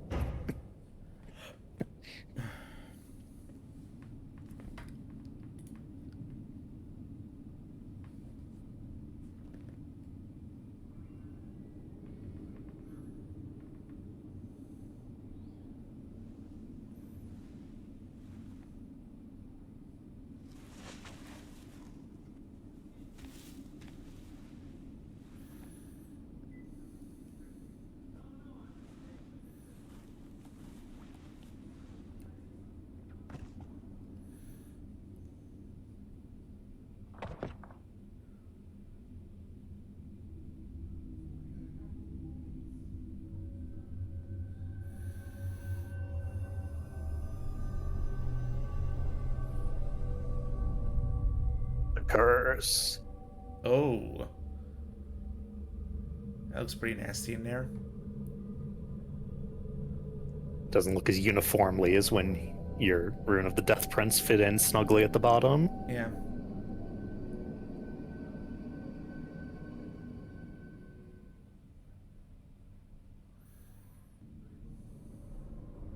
The fallen leaves tell a story of how a tarnished became Elden Lord. In our home, across the fog, the lands between.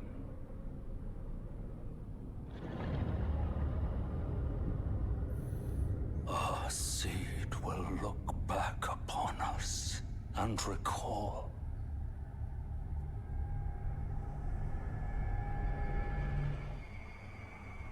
the reviled curse that defined our age. The blessing of despair. That sounds very grim dark. We Yep. don't see any immediate consequences. Like it's like a gloomier lighting and skyline, really. And The Erd tree is like a sickly white dying. Yeah. The sky is filled with these orange pustules. Yeah. yeah. Well, we don't see his body. We just see the armor. Well, yeah, it's because how you look on the Elden Throne is always whatever armor you were wearing. Although it's cool, you don't realize it because of how the scene is filmed. Yeah. But your character model is actually larger in this image. Oh, right. It's Just not- like the throne.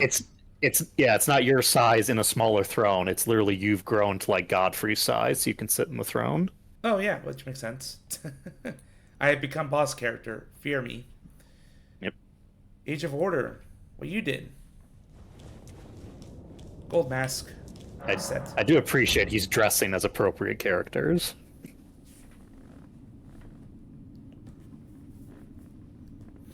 I feel like dressing as Radahn for the Ronnie ending is a little questionable. Yeah, it probably should have been Blythe or something. At Yeah, least his armor set. Yeah, he's good boy. Good boy to serve streets. He did not deserve what he got.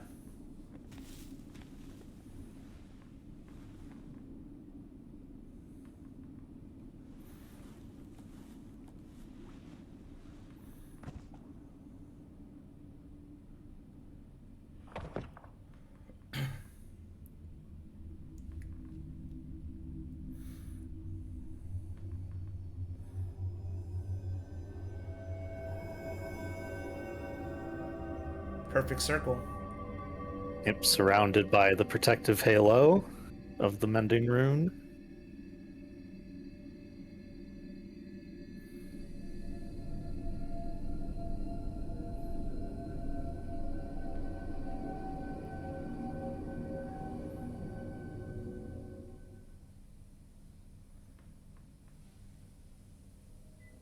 The fallen leaves tell a story of how a tarnished became Elden Lord in our home across the fog, the lands between.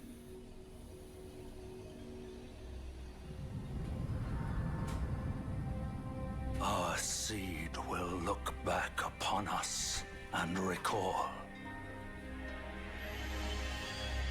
the age of order.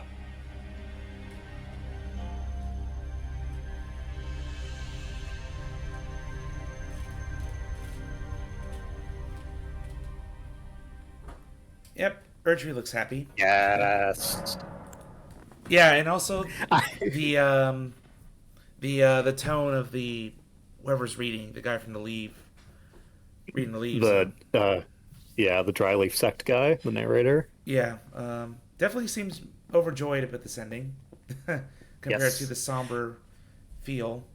And this is the one I got. So Well, no, let's watch it with Fia's outfit. Personally, if I was doing this ending, I'd put on Ench's set so I look like a skeleton. You know what's funny? Spooky and scary. I chose Death Prince, and I also chose in Dark Souls 1 being the Lord of Shadows. The Dark Lord. Yeah. Yes. What does that say about me? Funny detail in the lore in the frenzy ending is that it has like kind of visual imagery very similar to the Link the Fire ending, even though it's Infinitely extremely worse. not the Link the Yes. Fire ending. Yep. Although, if you wanted to do a connected universe, you could say the Age of the Dustborn leads into Dark Souls because you create the undead. Yeah.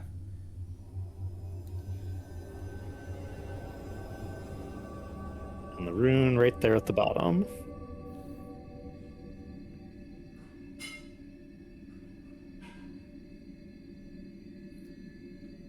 Sophia was my true wife all along. I was gonna say, you weren't a fan of her at the time, but in the end, you did what you wanted. I guess waifu worthy, and I believe in her vision, not really what she did IRL. You killed D. Yeah, Freed Fallen bitch. leaves tell a story. exactly. See, I hear the Earth Tree's now silver How instead of the gold. tarnished became Elden Lord Death is in our back. home. Yep. Across the The fog and rain, like, it can seem lands depressing, but between. remember, water is strongly correlated to death in this universe, so Yeah. it makes sense, this, like, visual representation of how Our death seed returns. will look back upon us and recall the age of the Duskborn. Pretty neutral tone, but the music seems a little bit hopeful, I suppose. Yeah. Why? Why would they choose Godskin Noble for this one? Just the basic. I figured it just gonna be like basic. I know, but Godskin Noble is not a basic set. Wait, was that Look at all this six? dude. 1, 2, 3. Oh yeah, it is all 6. Okay. Yep. Yeah. So if you just sped run the game, you just go here. Basically, yeah. Who's got time for quest lines? Go, go, go, go, go. Because So remember, straight to the end, 10 minutes. all you need is 2 great runes to fight Morgott, and then with his, 3 is basically the minimum number you need. And rule of 3, divine number, makes sense.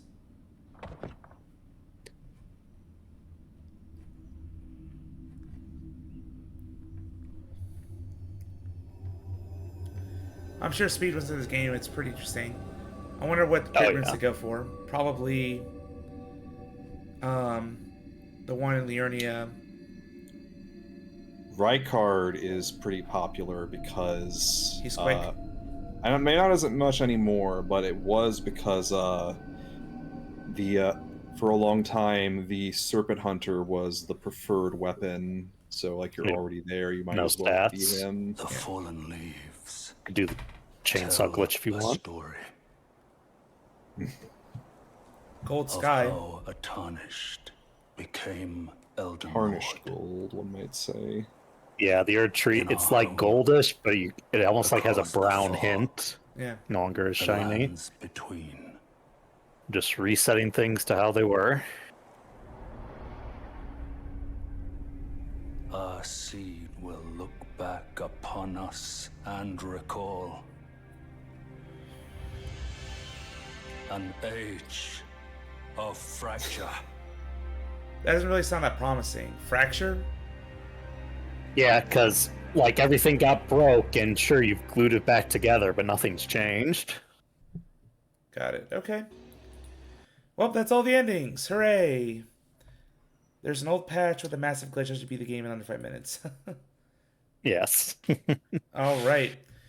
So, anything else to really dive into? You can pull up that picture I submitted of Mikola. Yes. Adult Mikola with 3 arms. But all Yep, he has variants? one. Well, here's the thing: they don't all. Ronnie has 4 arms, presumably because the doll does. There are some Yeah. hints that her mentor, the Snow Witch, was a revenant, and they have 4 arms. But since Mikola has divested himself of his body, there should be like 2 physical arms, and then the 2 spirit ones are the bottom ones. Those are what he holds on to Radahn's neck with. And he lifts his 1 physical arm up. My theory is that even though Mikola is able to surpass his like eternal youth curse, because his affliction is really nascency, that incompletion, that he's still physically incomplete by missing that 1 arm. So, despite Ascendance, that curse still lingers. Yeah, because it's clearly very intentional that he's missing 1 arm. And yep, and there's the god size we're talking about. Millennia being probably, I don't know, 7 foot. And this like 12-foot being. And of course he's riding Radahn, who's even bigger. Yeah. Yep. And then the child Mikola is who we see in the flashback and what he would have looked like for most of his life. The 1 flashback. And you know what's funny? We don't get to talk to Marika the whole game, but yet there's like artwork and animations. Like, did people just fill in the blanks here and just... I mean, it's like so many other FromSoft games.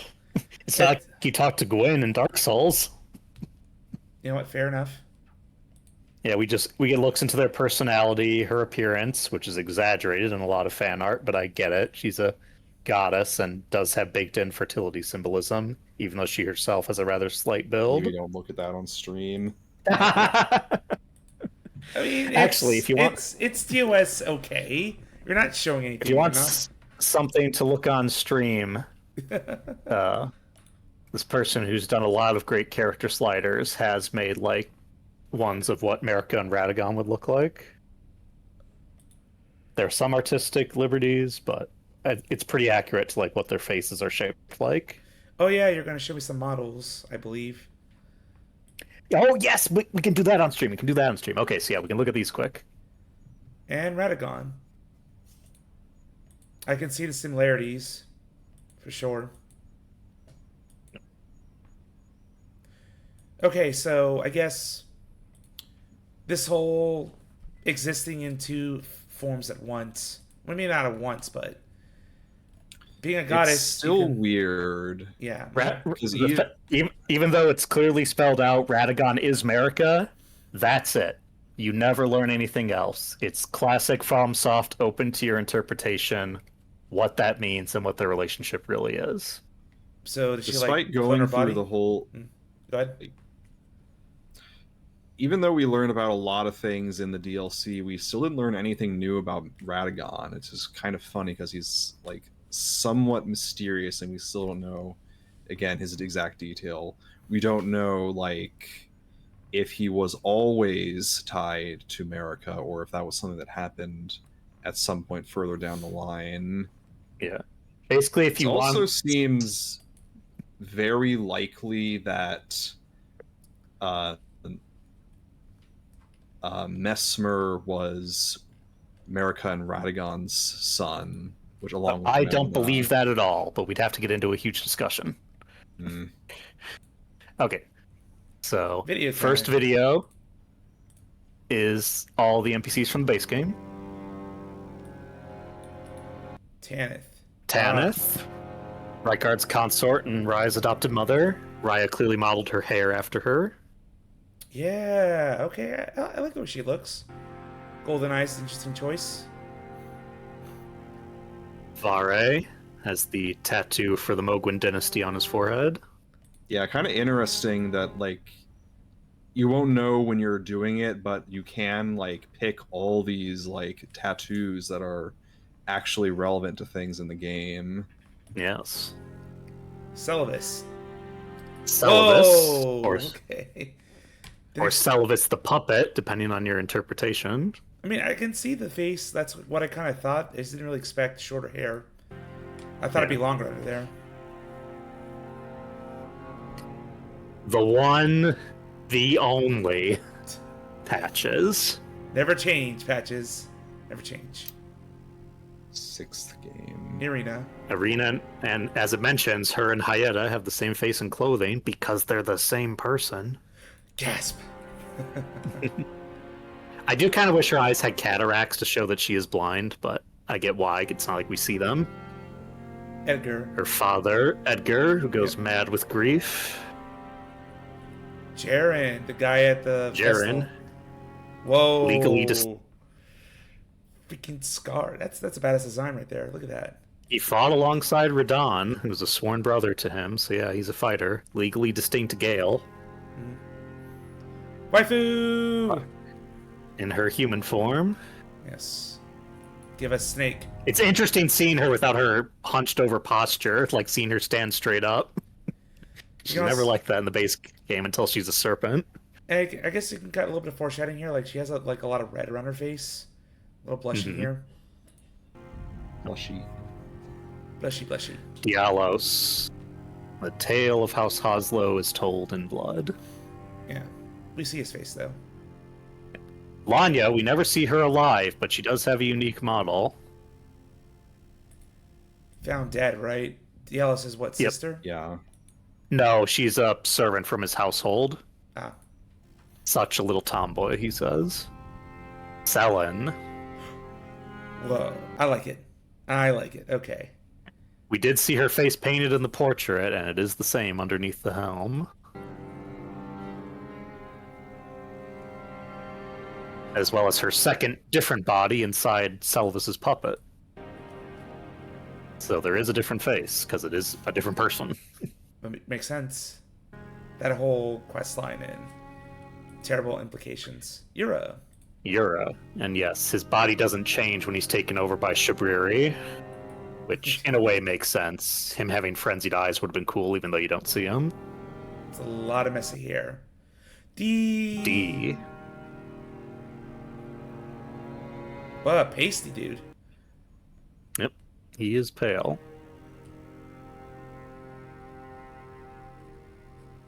And Dee's twin brother, the data in the game calls him younger brother, so we know that. And some people are like, well, why does he have facial hair? And it's like, because D can clearly shave, and this guy's in a coma. You can't shave when you're in a coma. Yeah. Rodrigo, Yeah. spirit tuner. If you want to pause quick.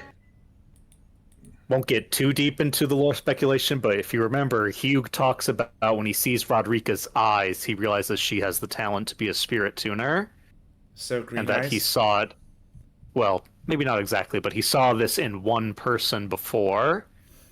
We never find out who that person is. My headcanon is Hugh is actually talking about Marika before she became a god. All right. And that, unassuming as he is, Hugh is actually one of the oldest characters in the entire game. Well, I don't even know how old America's supposed to be, but really old, I guess. At least 5,000 years old. Kenneth Heights. Yep. Servant of the true order and celebrated repudiator of the false. The waifu. Fia. One of them. Huh? Even I don't like your actions. Like you. I see your packing. I see you. I see you.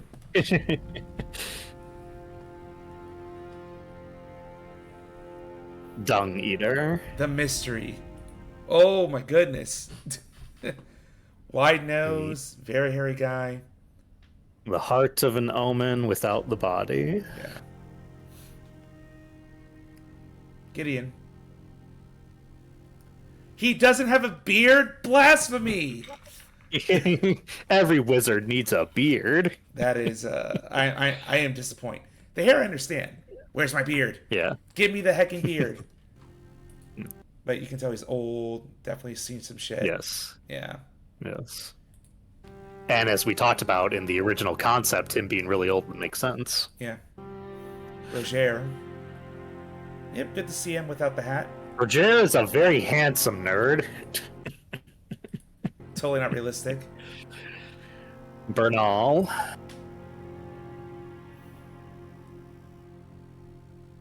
Big Bogart. But the true handsome face goes to Bogart. My God. Giga Chad right here. Look at that. Why does he keep that helmet on? Look at this dude.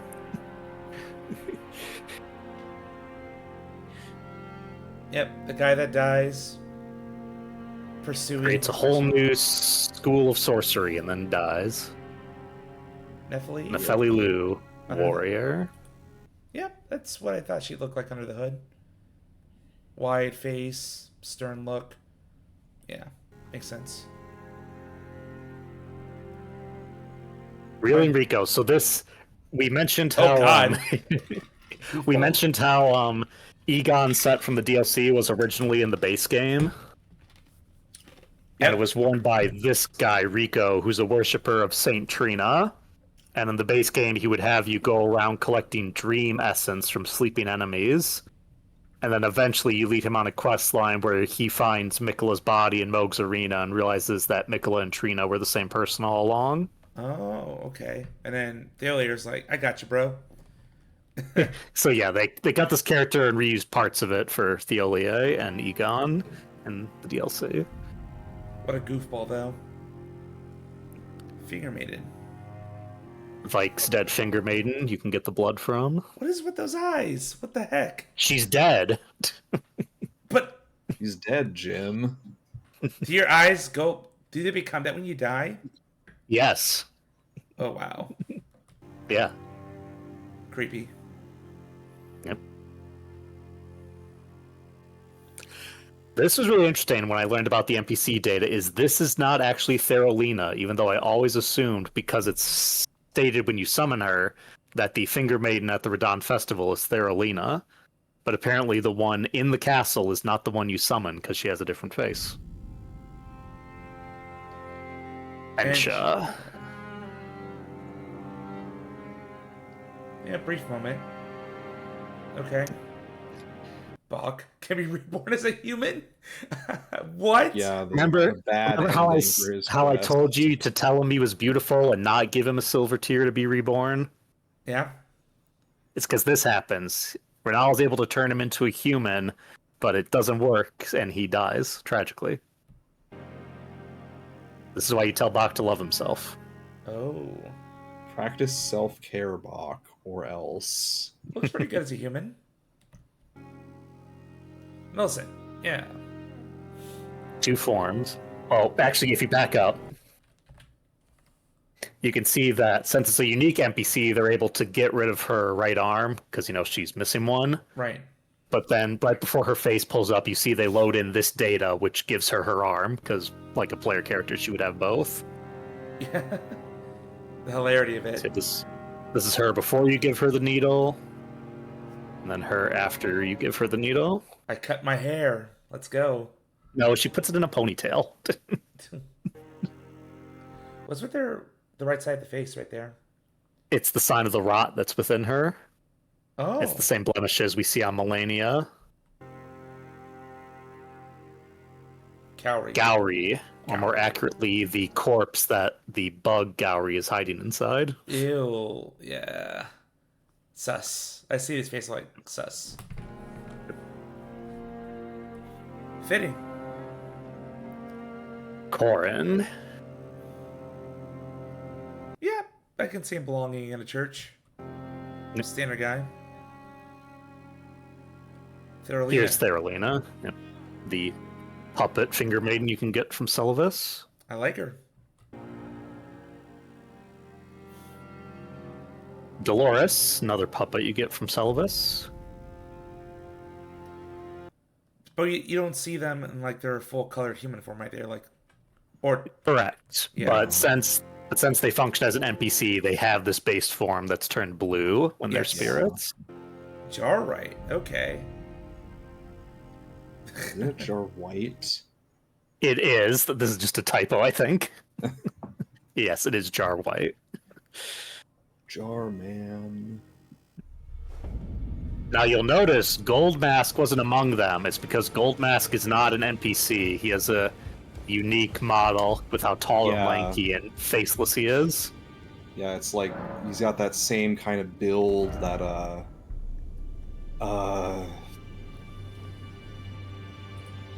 guy, hand cut off servant guy. Oh, Gastok. Yep. Yeah, Gustock has. All right, now here's all the enemy NPCs from the base game. Yeah, the ones that wanted to kill me, like this guy, Vike.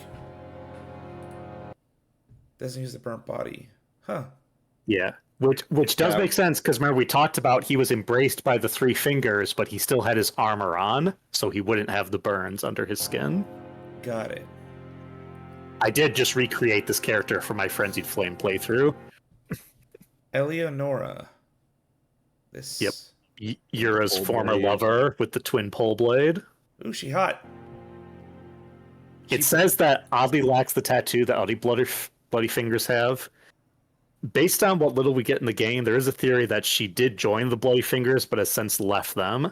So it makes sense she probably got the tattoo removed. Yeah, because she's a Drake Knight now. That's Yep. her main thing. Lionel the Lionhearted. He helps you at the Radon fight, and then is one of Fia's champions. Yeah. That's right, she summons NPCs. Before the big, what was it, like some skeleton dragon comes out? It's Dragon Fortisax, yes. Yeah. Bloody Finger Ravenmount Assassin, the second invader in Yura's questline. What is with these people and really thin noses? People have thin noses in real life. I don't see that enough. I think it's meant to make him bird-like because he's a Ravenmount Assassin. Ah. Nereus, the first invader in Yura's questline. Hello, Kratos. All tridents. This guy's committed to the cause. Tragoth, the Chad that we unfortunately have to kill for Volcano Manor. Yeah. You can press spacebar. Well, because I'm just kind of pointing it out here. It's like, Yep. yeah, the hair's interesting.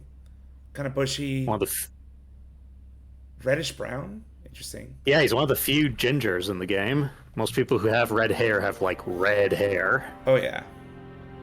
Old Knight Isvan, not actually that old. No. I think the title's more so how long he's been at this as a tarnish, not his actual age. Her leg. Riley the Idol, leader of the Confessors, who we kill for Volcano Manor. Them sideburns. Yep. Juno Hoslow, Dialos' older brother, who is way too old looking in my opinion. That better be just because he has silver hair and not graying. Silver hair is a Japanese thing. You can have it. Yeah, I know. Just when I first saw this, that was my reaction. I was like, he looks way too old. Preceptor Miriam, the teleporting woman. Yep. That there screams bitch. Magic bitch. Magic bitch. Anastasia, Tarnished Eater, the classic woman with a giant cleaver. And a lot of, I guess, rot behind there. Yeah, Blemishes. it's more like blemishes, like her face has either been burnt or pox scarred or something. Yeah. But she's not an actual maiden. She's a tarnished who pretends to be a maiden to lure you in to eat you. Bloodyfinger Okina. All the way from the land of reeds. Land of Reeds. Yep. Asian. Adon, Thief of Fire. Land of Reeds lore. Yeah, interesting how they have like this fat armor, but they're actually built underneath, which is okay. It's similar to Smo when Miyazaki revealed the cross section of Smo. That Smo's actually jacked as hell under his armor. He's got to be. It Also- just looks fat. Yeah. Also, kind of. I guess he got blinded in one eye. Yep, burned from dealing with the giant's flame and stealing part of it and fleeing. Which ironically makes him a Cyclops, similar to the Felgon Fire giants. symbol. The most. Move from Carrion Knight. The most generic fantasy night guy face. The Perry God himself. Looks like a fairy god face. Vargrim, the Raging Wolf, aka the guy wearing my armor set. Shaggy. Yep. One of the oldest tarnished from the hold, aside from Vike and Willem. Inaba, disciple of Okina.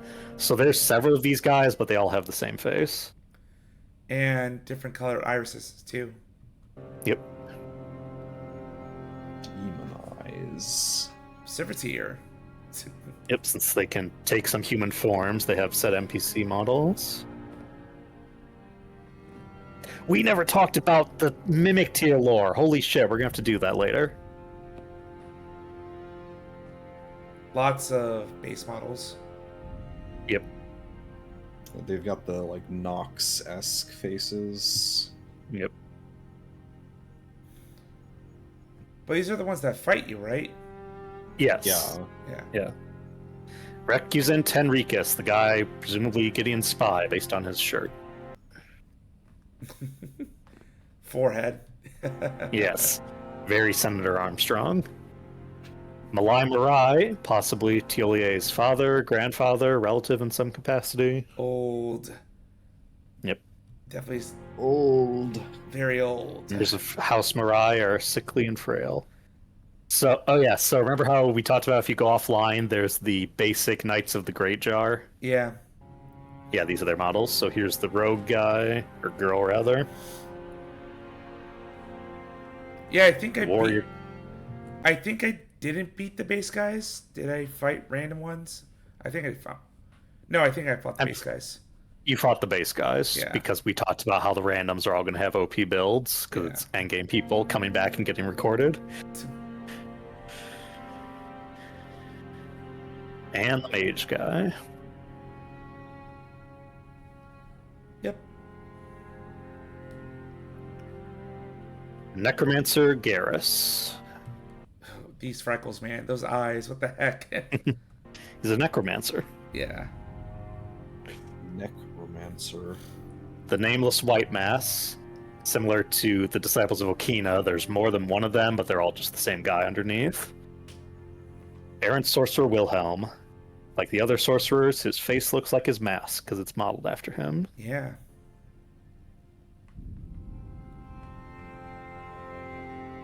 Chief Guardian Arganthe.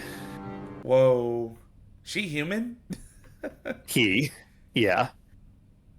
It's similar to Adon and like the other fire monks, where this exposure to the fire gives them these burns and this reddish hair and this ruddy skin. Almost Oh. like they're slowly turning into giants at a smaller form. Oh, okay. That's actually pretty cool then. Flame Guardians. Summer vibes. Yep. Inquisitor Giza.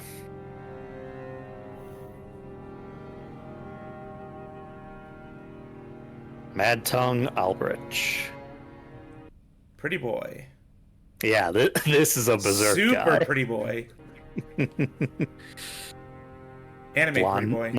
Blonde, white-haired Dio over here. Esgar, Priest of Blood, with his giant hood. And beard. Yeah, that seems like a death cult priest.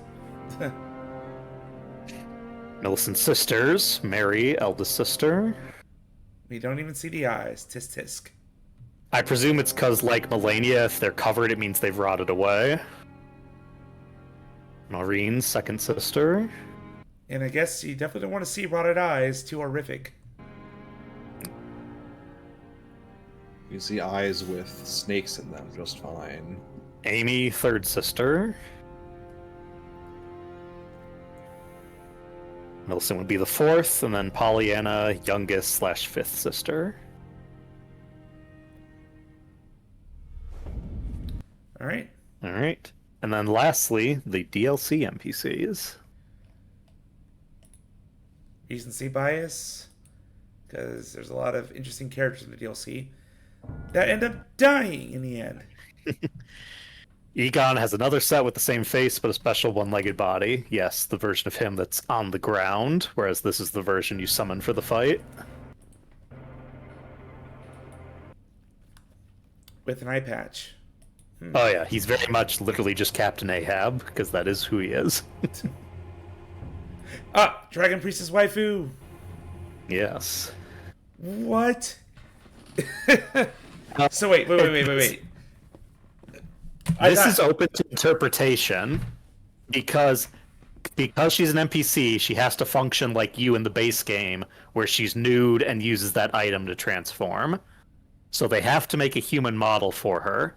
Oh. Whether this is how you want to imagine her, if she fully becomes human, or if she can't and she's just the priestess form we see, is up to you. But again, due to how the game works, she has to have a human body underneath. Got it. Similar to the Dragon Man. Yep, just give me Dragon Waifu. I don't need the human form. Thank you very much. Zeus, are you prepared? Oh, Yolan. For Yolan and Anna, are you prepared? Hey! Prepared. Let's go! That is, oof. That piercing gaze. Ooh. She hot. Yes. I love it. I love it. You turned her into dust. Seth, don't remind me. And Anna. She good too. But Twin sisters. So if you want to go back and pause for a moment, I'm waiting to share this tease with you. So you'll notice these are sisters, if not twin sisters, who have two different skin color schemes, dark and white. I wonder why that is. They're twins, right? Yeah. Yeah. There is a non-zero chance that two characters in our RP are based on their appearance. Say that one more time? Really? Yes. Wait, no! This idea. Oh my god. Yep. Okay. Those slave girls. I get you. Yes. This is what inspired my decision to make them a dark colored jackal and a white colored jackal. Chet, don't ask. Was this dichotomy? We're talking about slave girls, but I swear there's something interesting going on with them. Context. Fire Knight Queeline. Another pretty boy. Bull. The Crusader bowl cut.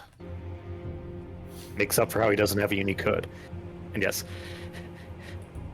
as Zuli notes, he should likely have horns, but again, gameplay limitations, they're not going to make a new NPC body for these guys, so the horns are part of the outfit. Weird. Not accurate, but okay. Whatever we gotta do to make it work. More? Oh, this guy. Freaking baby face. Let's do a pat on the head. Pat, pat, pat. Ansbach, Ansbach. MVP. Let's go. This man saved me. This man I owe a lot to. And look at this badass face. Yep. I love it.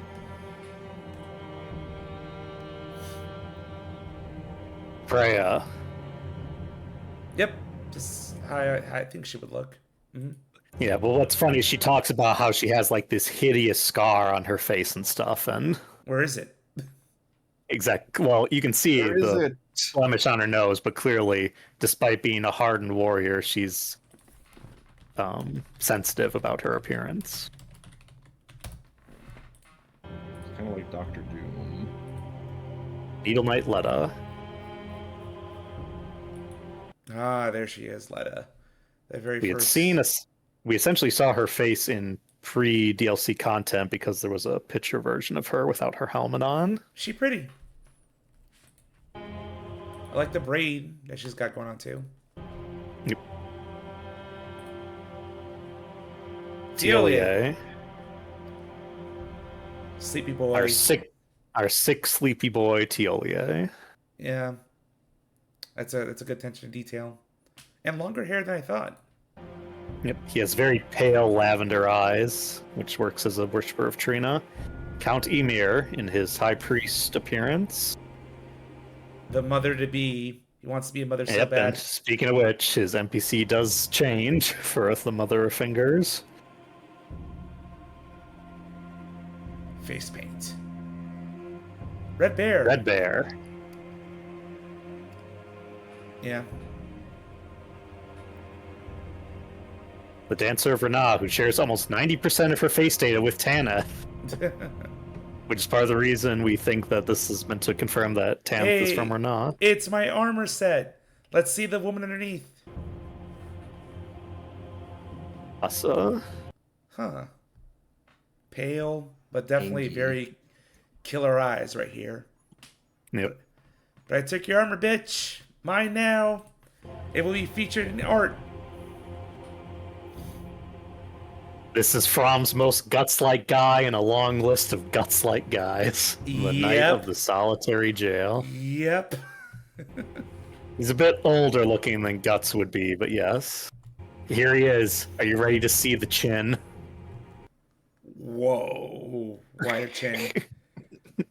Here comes the Crimson Chin. The Dryleaf Dane Dane. Too bad fist weapons don't have headbutting anymore. Sanguine Noble Natan, the random summon you can get for the NPC fight if you don't have Ansbach. And Lamenter, like the Dragon People, does have to be an NPC with the item. Yeah. Although you could presume he looked like this with horns as a horn scent before he became the Lamenter. And Greater Potentate. Huh. Yes, these guys in Bonnie Village, similar to Horn Scent, should have horns underneath, but models. Matting Hand, the Abyss Woods NPC. Logre the Beast Claw, aka Hugh Jackman as Wolverine. Yep. Hi, Hugh Jackman. You're the very first NPC I met in the Shadow, Land of Shadow. Moonrathil Carrion Knight. And yes, look how similar she looks to Moongrum. Yeah. They are absolutely supposed to be siblings. There we cool. go. We have some more. Yep. Some more secrets to unpack. Cool. Oh no, the Night Rain waifu. The Tricephalus? What? Okay, I'm not gonna look ahead. Yeah. You don't need to know nothing. Yeah, because I'm probably not gonna touch a game like that for a while. But cool. I think that's it. I think I'm satisfied with how the stream went. I'm sure there's lore videos aplenty to come, but that can be something I can digest off stream. Yeah, so we have to stop the lore gushing now, otherwise the stream will go on for 5 more hours. Yep. Okay. I won't let Zeus leave once we start talking about lore. All right, so I guess good way to end What it. now? What now? I would like to know your initial thoughts playing the game and how it kind of ranks with the other FromSoft games honestly. Ooh. Ranking FromSoft games is always tricky for me because they're so alike and yet so different. Exactly.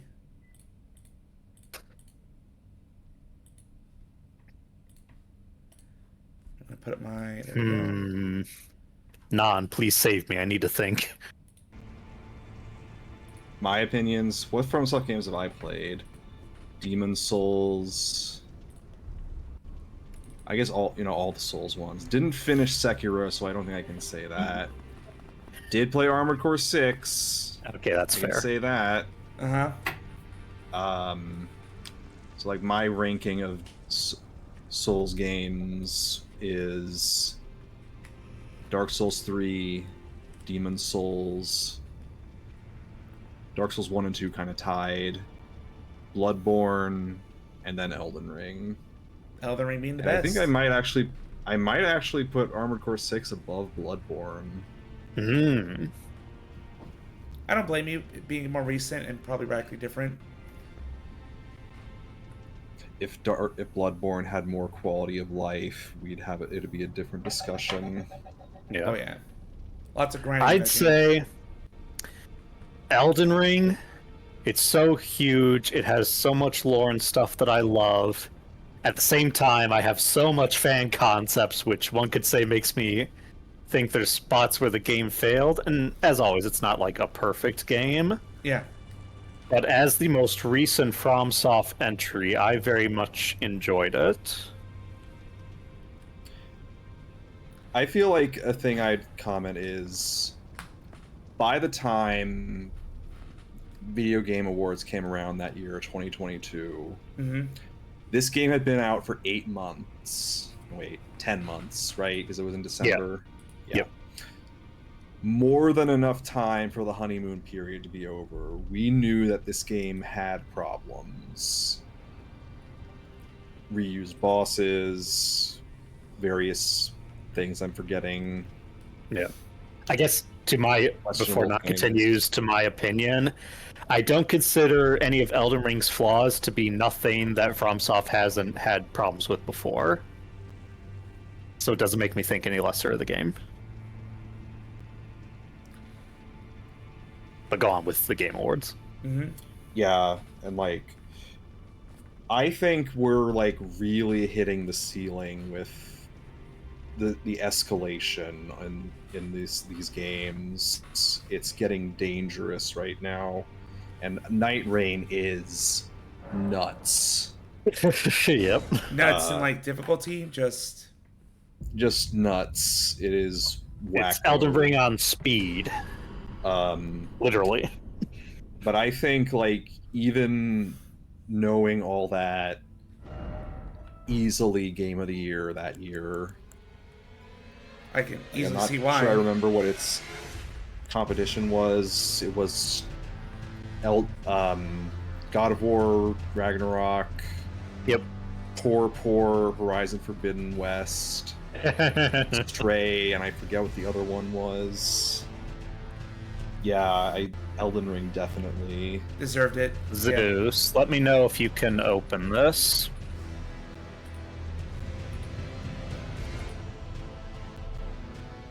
No, need access. How do I do that? I wonder.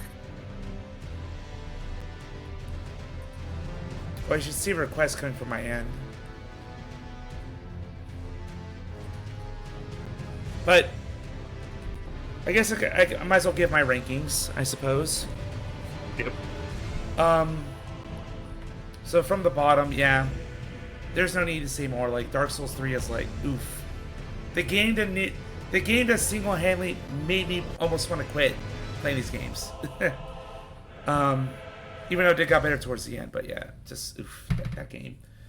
And next to that, I guess Demon Souls, kind of, because no, not Demon Souls. I don't know, just kind of been there, done that. Didn't really. Yes, it's going back to it from the later games. It just feels simplistic. I get you. Yeah. Like, if you had played it first and we went through the proper escalation, you know, that would be different, but you kind of did everything but Elden Ring before you did Demon Souls. Yeah. And it's still a good game. Like, none of these games are awful. Even with my disdain for Dark Souls 3, I wouldn't call it an awful game, just flawed. So, Demon Souls, then the original Dark Souls 1 still holds up, just very, very dated and kind of hard to go back to for sure. But the atmosphere, some of the moments in that game, and I'm always going to have that first playthrough playing for the first time, and how magical that first half was, and then dealing with that second half and how annoying it was, but still was worth it. Yep. After that, then I'd probably put Dark Souls 2, I'd say. Right there, right in the middle. I think it's the best of the 3 Dark Souls games. It just has that balance. I know it's blasphemy. Yeah. No. We all stand Dark Souls 2 here. Everyone else is wrong. Everyone else is just a hater because they watch videos on YouTube and they don't play the game. Yeah, quality DLC, fun storylines, even though with limited endings, but the journey there was fun. Then I'd say Bloodborne. Really? Yeah. I thought Bloodborne would be above Sekiro for you. I actually like Sekiro more. Okay. But honestly, I think I put Elden Ring and Sekiro on the same level. Just because Sekiro was so different, we're wanting to get through learning the parry system. Yeah. But Sekiro is a more condensed package, kind of easier to follow a story. This is... Definitely. If there's a tier list for ease of understanding the story, Sekiro is top without question. Yeah, but you know me, man. Like I like stories being linear in a way, but also it still tells an epic tale, and it really got me into wanting to know more about Japanese mythology. So it did set up what it wanted to do, and Elden Ring is great for its own reasons. It's just, oh my god, the game's huge. Yes, it is. Even that would essentially, with how I would rank them, if I labeled it down, that would be a point against Elden Ring. It's too as big. much as I want to add more content myself, I do recognize that in terms of essentially like replayability, God, it's so freaking hard to play Elden Ring. I still don't have my 3rd ending trophy because it takes so much time, but that's also because I'm a psychopath who needs to 100% it every time. I can't skip bosses. I can't do it. Really? They repeat so many bosses, though. I feel you can skip It's some of them. me, those. I can't help it. It's a compulsion. It obsesses me. I mean, the advantage of repeated bosses is you get better at them. I am, like, as much as we hate on ulcerated tree spirit, because I've fought it so much, I have that fight down pat now. Oh, yeah, exactly. Repetition Yep, breeds 100% greatness. agree. But no, it's my flaw as a gamer. I don't drink coffee. I don't smoke. I don't frequent opium dens. I don't hunt my fellow man for sport. But I have to kill all the bosses every time. Every time. Like clockwork. Alright. That will definitely, finally, I can say, conclude our Elden Ring playthrough. As I kind of told myself, I'm probably not going to touch a game like this for probably at least half a year. I need a break. But when we do, it's going to be, Lies of P. drumroll please, Lies of P. Yes, Lies of P would be next on my to-do list. But I need a break. Oh my god. I need to step away. I have other things that have been sitting on the sidelines for too long. They're skeletons right now. It's like, put me in, coach. Give me the And spotlight. so, ladies and gentlemen, we're here to announce the 10-game Metal Gear Saga begins now. No. Up next. You already know this, Chris. It's God of War. I know. It's God of War. I know it's God of War. I'm excited for it because I'm going to be joining you for God of War. It's God of War's turn. Oh my gosh, we're going to start playing next Friday. Holy shit. But I had to tease the 10-gear Metal Gear Saga that you eventually want to do. Oh god. Well, I got to figure out how we're going to do God of War. That's going to be a conversation on best versions to play it on, and the order. Donju. and the order I should play it in, all that good Well, stuff. the order I can tell you right now, but yeah. Yep. So there's that, and there's also our victory art, because I don't want to... I definitely want another trio image of us. I just don't know what Okay. yet, because you guys have helped me so much. I feel like I owe Yes. you for all the work, like True. all the patience, all the work. So we need a Similar to brainstorm. Storm King, due to cinema, we chose the big bosses like Fire Giant and Metter. So unfortunately, that means it would be a dense picture. So we'll have to figure it out. We Be can also more do something. abstract than that. Nah, we gotta cinema, absolute cinema. We can figure some scenes out. Whether we do something like all of us as Elden Lords or something like that, it doesn't have to involve a boss, you know? So, we can talk about it. We can definitely talk about it. But for now, it is finally time to end the stream. Schedule. I'm losing my voice here. I need to drink some water. Sunday, there will not be a dub stream. There won't be dub streams until November, so it's the big sad. However, I am going to finish Paradise Killer on Sunday. And then we'll have Spoops to look forward to. When is Spoop starting, Zeus? Spoops is going to start, I want to say, September 23rd. So that'll That's what you be... said before, yeah. That'll be Resident So Evil. it's. What's up? I was gonna say, then the question is, if it's that soon, do we want to even start God of War? Because you're gonna have to take a big break for all the spoops. I do, but what am I going to do for streams? Like, do I just not stream for 2 weeks? I'm sure we could come up with something. We have Hollow Knight. That's still going on. Yeah. It's just, I don't know if you guys want to double dip for Hollow Knight just to finish the game before Spoops. It's like, that's up to you. I'd say it's mostly up to non-schedule, because as you know mine. Yeah. So it would be Sundays and Tuesdays then. And then, I don't know, I'll probably just like one-offs on Friday. If we're not Yeah. going to touch God of War until my birthday month, then yeah. I'm just concerned about like starting it. We get like what, 2 streams in before we'd have to break. Yeah, Kills the momentum. because it'll be Tuesdays 23rd for Resident Evil 3, Fridays Silent Hill Homecoming, 3 Sundays set for Until Dawn, and then once we complete the game and Flair has to take a break, then that's going to be the opening for my 4th game, whatever that game's going to be. Please vote on my poll. Please help me decide what the 4th game is going to be. Go Granted, now on your if you- phones. If you locked in, we probably could beat the first God of War game in 2 streams. If you lock in. I would have to be like, Lock in. it'll be, I don't know. 2 streams. Probably going to need 3 or 4 for that one. That's my guess. Yeah. Alright. We won't force you. Yeah. Alright. Who to raid right now? Marvel's plays doing Shinobi. Marvel Spider-Man. Ooh, Violet Void. We're gonna raid Violet Void. Because I know them IRL. They're a great Batgirl. Give them some love. And thank you all for joining me on this wonderful journey these past 8 months. Thank you, Zeus, for allowing me and Non to join you. It's been an incredible 42 streams. 42. 42, the perfect number. Yep, thank you so much. Finally, we have finally learned what the meaning of life is. It's Elden Ring. Alright. Catch you Sunday for more Paradise Killer and then more Hollow Knight and whatever schedule lies ahead. Bye guys. See you on Spoops or see you whenever. Everyone.